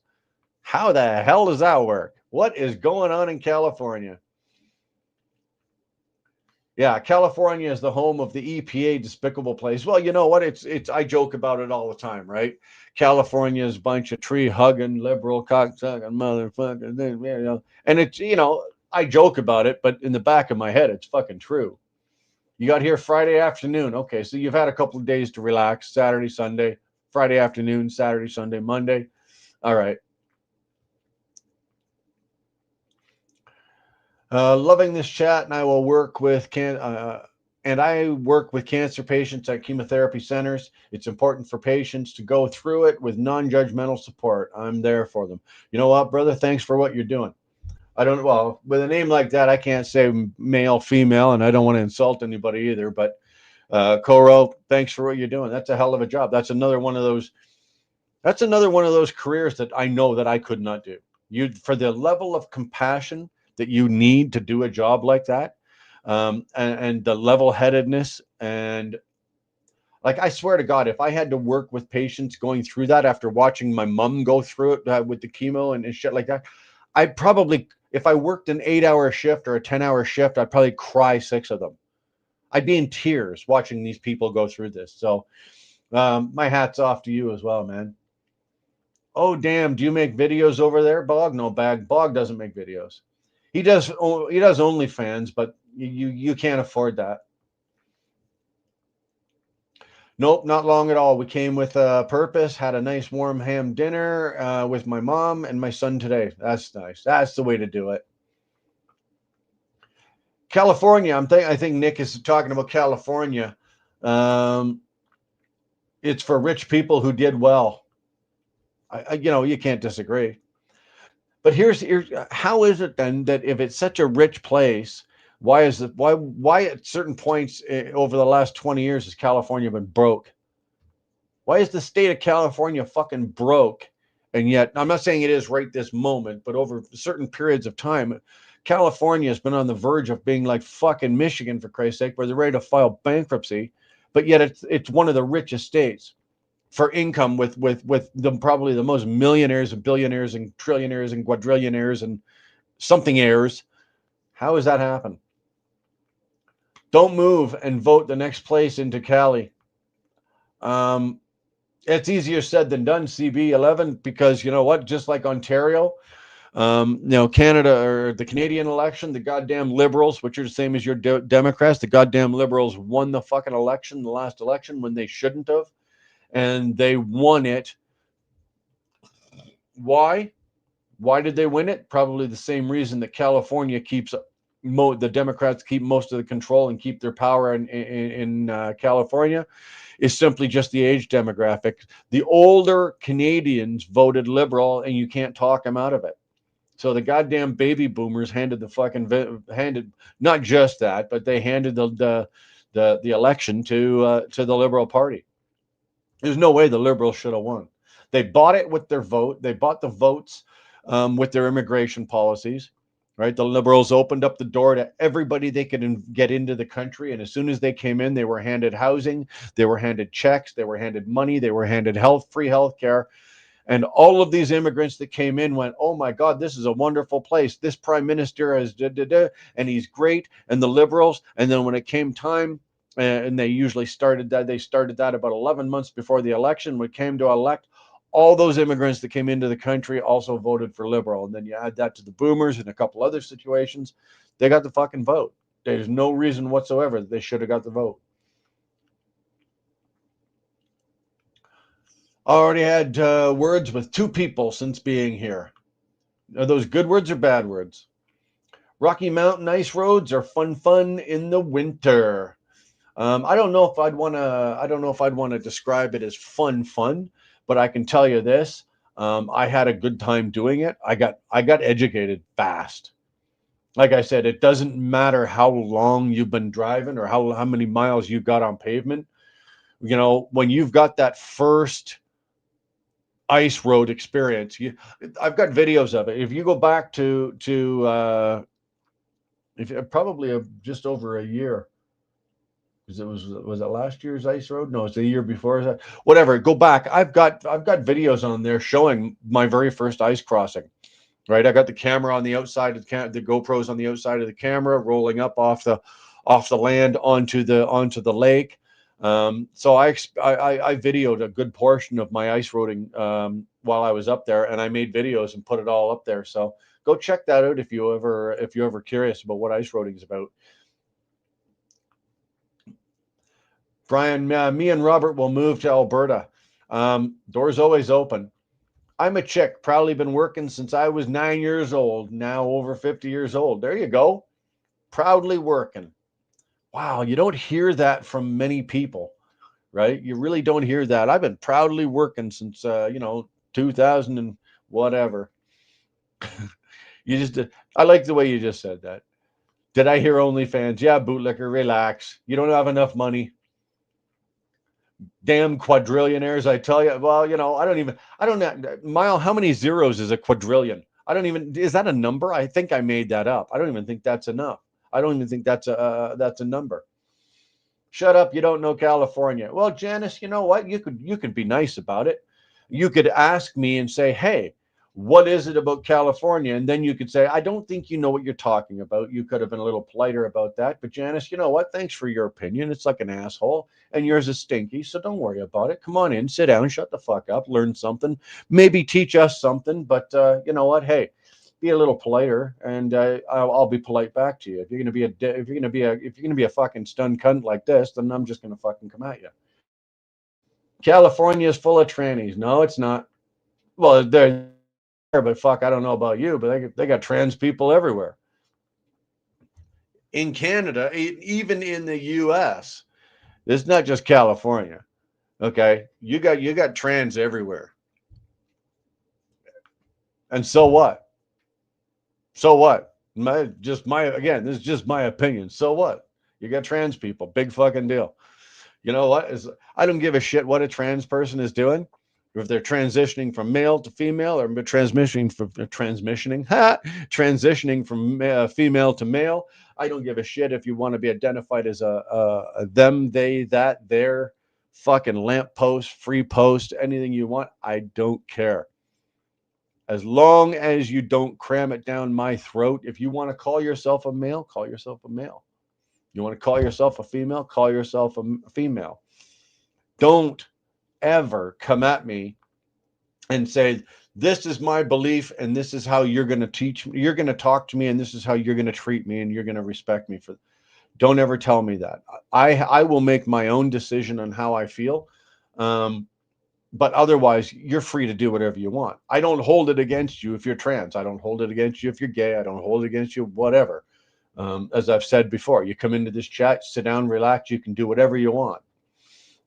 It doesn't matter to me where you come from, but don't cram it down my throat. Okay, I've got my own thoughts, my own beliefs. I will respect you. I will respect your right to be whatever you want, trans, female, male, whatever. I will respect that. What in return, I expect you to respect the fact that, you know what, I'm not trans. I'm a straight white male. Let's go with that. California Governor Newsom pilfering, throwing money away without accountability, stolen election. Government Newsom family been in control since architect brothers late 1800s. Newsom, nephew of Nancy Pelosi. I did not know that. I know that there's several U.S. states. California is not the only one that have been accused of pilfering and throwing money away, like just literally just shooting money, and there's no accountability. We had a big issue with it during the last election here in Canada as well. The Liberals had billions of dollars that were unaccountable, and they could not come up with it. To this day, I don't think they ever. Maybe Karen Manthorn would know, she's Canadian, or 2-4 would know, he's Canadian. But myself personally, I don't think that they ever were able to come up with and were ever accountable for what that was, or for that those billions of dollars. Been proudly working since 1972. Well, I've been proudly sitting on my ass since 9 o'clock this morning. How's that? If you say a tranny in the UK, you're talking about a van. Is that what it is? A tranny vanny? Okay. No, a man cannot be a woman. Canada is fucked for complying with this sick ideology. You know what, bootlicker? That's your opinion, and you're entitled to it. That is your opinion, and you're entitled to it. Um, and I'll respect, if that's your opinion. I'll respect that opinion if that's what you hold. But you know what? It's along the same lines as.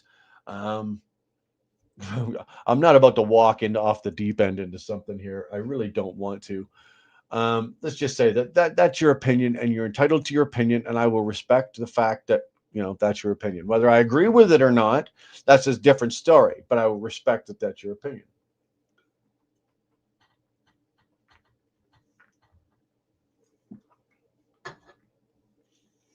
The problem we've got is there's too many closed-minded people. If you think the state of Canada's, the state of the nation of Canada is in bad shape, and you're going to blame the fucking trannies, come on, folks, open your eyes.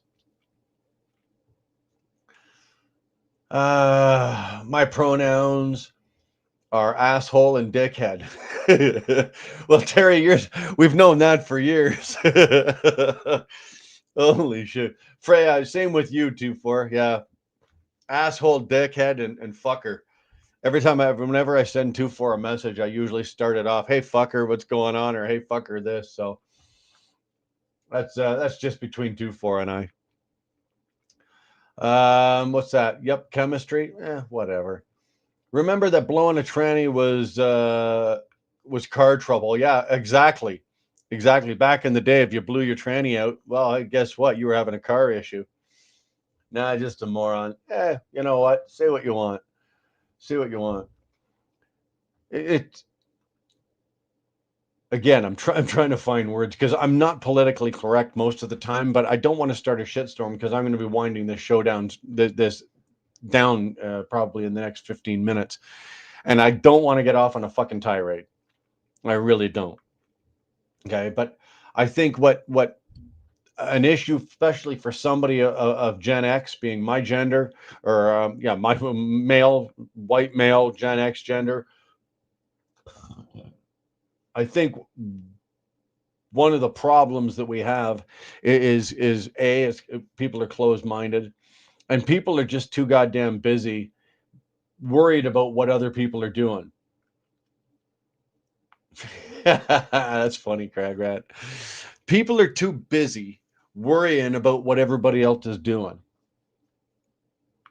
Think about that. Okay. If you look around the world today, you look at world politics, world government, world fucking industry, world anything. Okay. This includes, especially for you, then, bootlicker, because millennials, you're probably the worst for it. Gen Zs and millennials, you guys are so fucking, you have not inherited a sick, fucked up society. You have not. Okay. But I'm going to tell you this. If your generation, my generation, your generation, and the next generation, if all of you, all of us, stuck to our own fucking side of the fence, stop being so goddamn worried what these people over here are doing. Stop being so goddamn worried about what these fucking people over here are doing. Okay? If we took care of all our own shit, you wouldn't have time. You wouldn't have time to be worried what everybody else is doing. I spend most of my time taking care of my own business, my business, my family, my girlfriend, my kids, my what the world is around me, taking care of that and making sure that's right. And when that's done, maybe I'll take a look around and see what else is going on. But you know what? If I take the time and take care of what's going on in my own backyard, I don't have time to fucking know what bootlicker's doing, what Cragrat's doing. Well, Cragrat phones and tells me, but what 2-4 is doing, or what Paul, and whether they're trans or fucking white or they're black or they're fucking whatever. This should make no fucking difference. If I'm taking care of my own business and everybody does that, nobody would be giving a shit what anybody else is doing because they're taking care of themselves. You don't understand very much of what you are talking about, jackass. Oh, Wolf, come on. I'm Gen X. You are an embarrassment to our generation, fuckstick. Explain. Explain. If I'm an embarrassment to the generation, tell me what you know. Sitting here calling me fucking names and saying I'm an embarrassment. I don't know what I'm talking about. Okay, man, tell me what I'm talking about. What am I supposed to be talking about? You calling others bootlicker is fucking hilarious, bitch. There's a guy in here. His name is Bootlicker. There's a guy in here. His name is fucking Bootlicker. What is it you want to fucking, uh, you know? Tell me where I'm wrong. Tell me what you don't agree with. I'll respect anything you have to say because you have the right to say it, and I'll respect your right. Okay. But if you say I'm wrong, tell me I'm fucking wrong and tell me where I'm wrong, and then we'll discuss it. Sitting here calling me a jackass and saying I'm a bitch, that's doing nothing. You're not pissing me off. You're not pissing off anybody in the chat. You're not embarrassing me.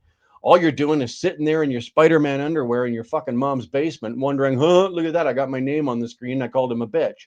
If you're going to come at me with something, fucking bring it. Put your goddamn hands up and fucking bring it. But do it on the fucking screen with your keyboard.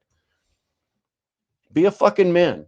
Don't fucking sit there like a goddamn fucking school kid on your keyboard and be a keyboard warrior. Tell me what you're fucking thinking.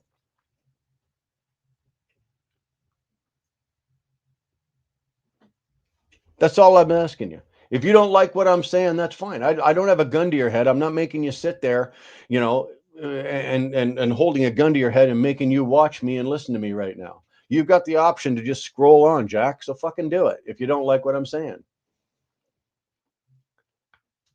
I understand the only real enemy is the government and the bankers are our only. Well, fuck. If you look at the banking system and you look at the government in Canada, especially bootlicker, if you look at that, they run hand in hand. How many times did Trudeau fucking print money? And the Bank of Canada, the president of the Bank of Canada, is screaming at him at the top of his lungs, "Do not do this. You are going to bankrupt this fucking country. You are going to spend more money than we have. Our taxes can generate. You are fucked." And Trudeau did it anyway. So the banking world in Canada and the government, they go hand in hand, man. You're in the right and making sense. Randy, thank you. I'm not always right. Don't get me wrong. 90% of the shit that I say here is, well, not 90%. I would say about 65 to 70% of it is my opinion. It's either my life's experience, what I've lived, I've seen, I've done, or whatever. It's my life's experience. The rest of it might be what I've read. But you know what? I'm not always fucking right. And if I'm wrong and you can bring it forward and say I'm wrong, I got no problem admitting I'm fucking wrong. Absolutely none whatsoever.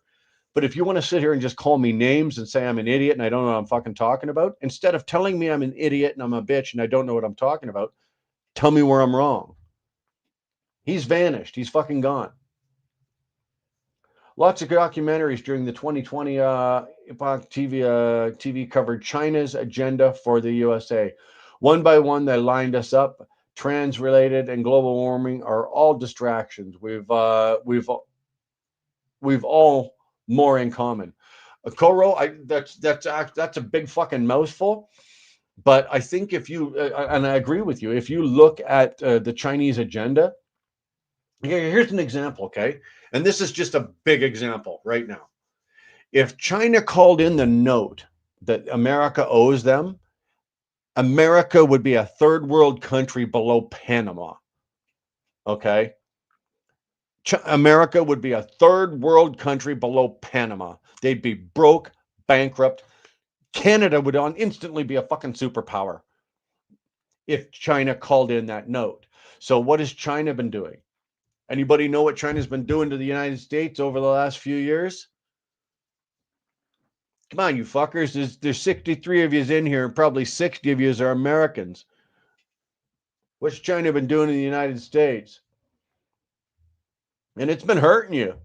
But they haven't been doing it openly. They haven't been doing it in broad daylight. They've been doing it on the back shelf. But what have they been doing? They're getting their fucking money out of you. They're getting their money out of the United States, and they're getting it out of you in land.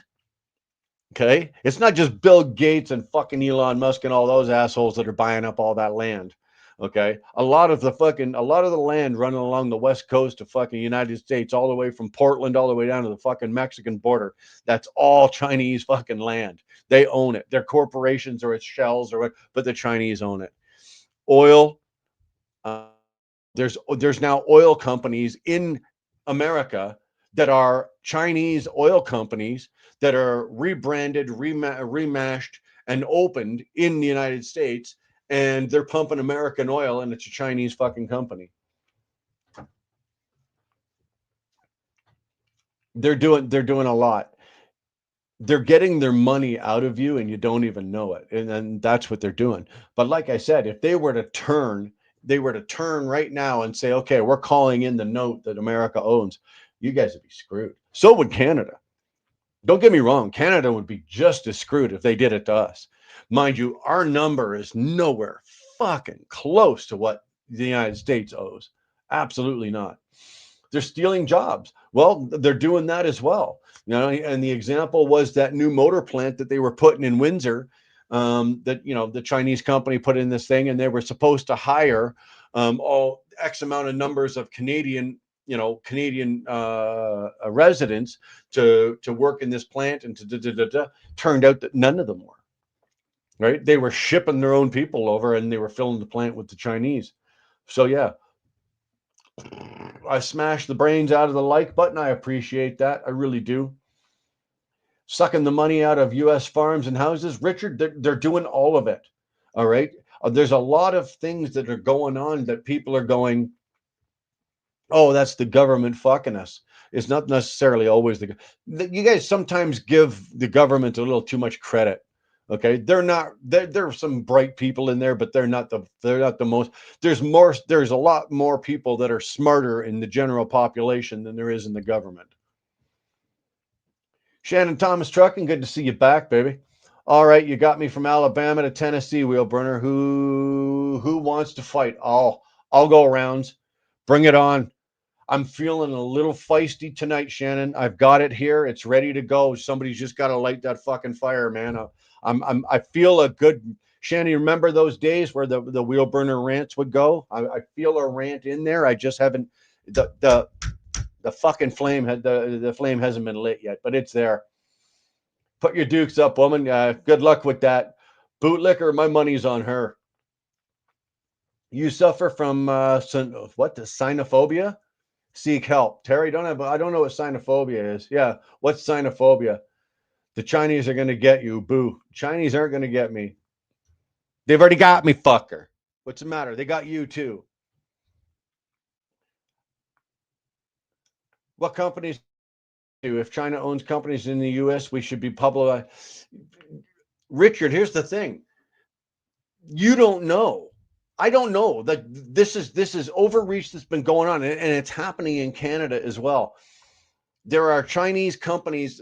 Let's just say it's Zion. I don't know. I'm making up a fucking name, right? It's Zion Oil in China. They'll come over here and they'll open a division of Zion Oil, and they'll call it Bobby Jean's Oil.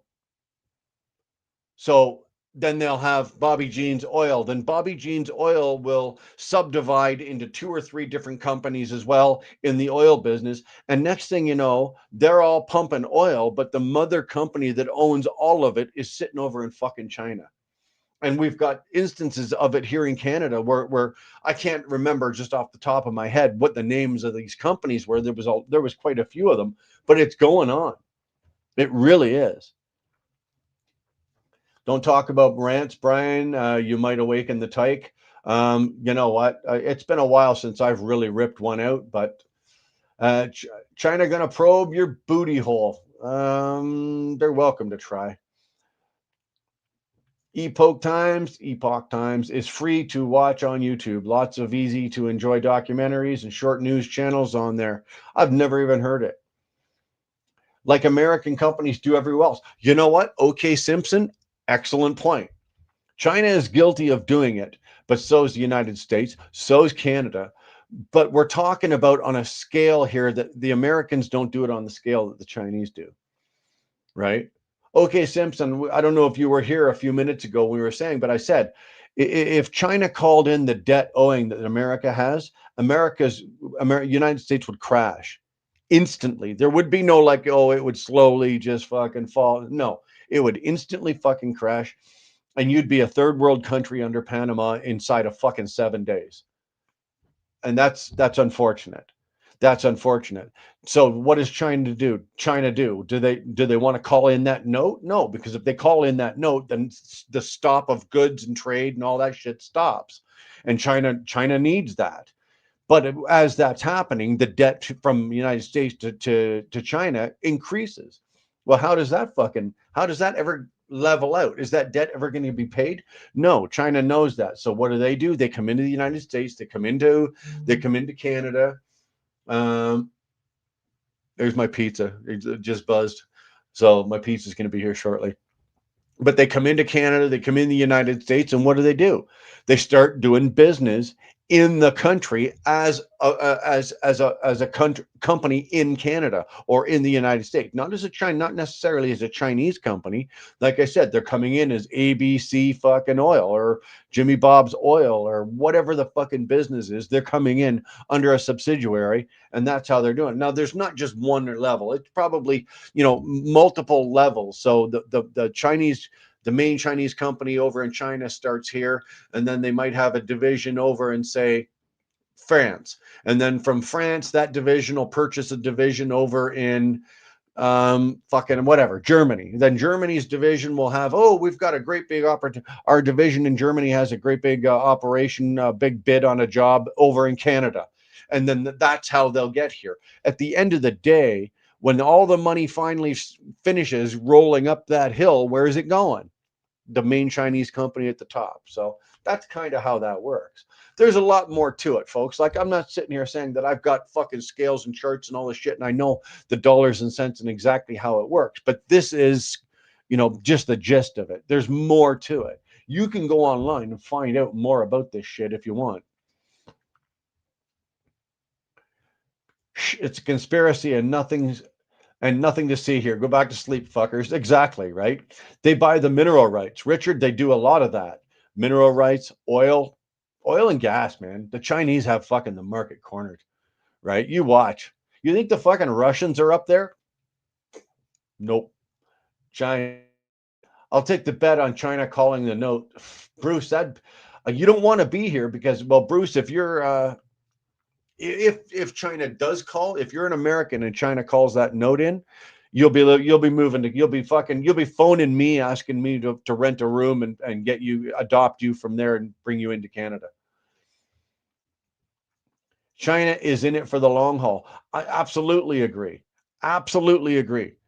Right? Because they've got the people, the population, and they now have the money, and they have the infrastructure, and they have the military. Who's gonna fucking cross them? China takes third world country, what, valuable mineral rich land as collateral, knowing full well they can't pay China back. When those poor countries can't pay back, China owns their land forever. Um, I can't say whether I know about that or not. I'm going to say honestly, Coro, I don't know if that happens. I'll take your word for it. It sounds like it certainly could be something reasonable that could happen. They own most of North America now. Well, they own a fucking healthy chunk of it too. For how's your Chinese, man? Can you speak Chinese? Sounds like Brookfield Asset Management did to Brazil's third largest power company. They bought it and forced it into debt. They do a lot of companies. There, if you think China's the only one doing it, like I said, China's doing it in Canada, the U.S. China's doing it in Great Britain. China's doing it in fucking. China's got their hands into every goddamn country in North America, or in the world. Sorry, not North America, in the world. There's oil that comes out of Argentina. There's oil that comes out of Panama. There's oil that comes out of fucking all of those places. Anywhere that there's oil and gas, I promise you that fucking China has their hand in it somewhere. They're gonna get their money back. Epoch Time documentaries proof no speako Chinese. What will be the end game with this? What if the fiat currency, fiat currency collapses due to a weakening value? What's a fiat currency? What if a fiat currency? I know what a fiat car is. I don't know what fiat currency is. Jasminder Paul, I don't know what a fiat currency is. Am I missing something here? If I'm missing something, let me know.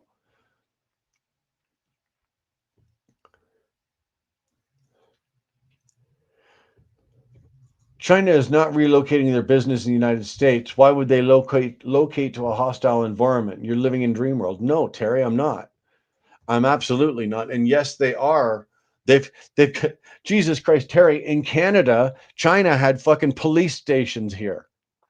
Chinese fucking police stations that were opened and fucking operating under the fucking nose of the government and getting away with it. They got caught, but if you take a company and you make enough shells of it and put it at the end of the day, at the end of the bottom of that, at the end of the trail. So, like I said, you start in China, you go to England, you go to Germany, you go to France, and then you go over to Canada or you go over to the United States. Why would you operate in there? Why wouldn't you? You can take, if you're China and you can take your company, your people, and you can go over to Canada or the United States, you can fucking buy up 700,000 acres of fucking oil rich land and you can start pumping fucking oil out of it. Why wouldn't you? It doesn't matter if on paper you guys are fucking enemies or you're not, you're not happy people to whatever you want to say it. Okay. Why would you not do it? If I could fucking sneak into my enemy's backyard and milk them for $1 billion a day worth of fucking oil, why wouldn't I do it? You're goddamn right I'd do it. Of course I'd do it. They still have the Chinese police stations in Markham. See? There you go. Fake monopoly money printed by the bankers, backed by nothing. It's not the bankers that print it, dude. It's the government. Basically the government says, okay, we're printing off another $5 billion worth. That's just a number out of my ass. I don't know for sure. They said 5 billion, but the bankers or the government goes, we're gonna do another $5 billion worth of 10. We're gonna print it and then we're gonna use it. But you're exactly right.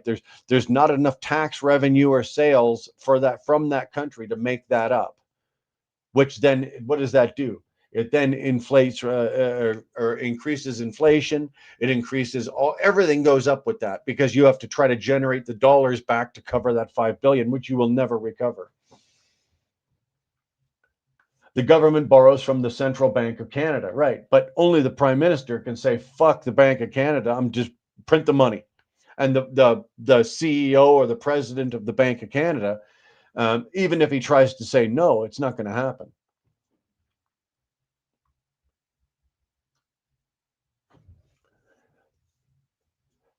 The currency is government issued money that has no intrinsic value and is not backed by a physical commodity like gold or silver. The values come from public trust in the issuing government and its legal tender. I had to go down 2 comments to finish that, but I knew it was coming. Good girl. And you're right.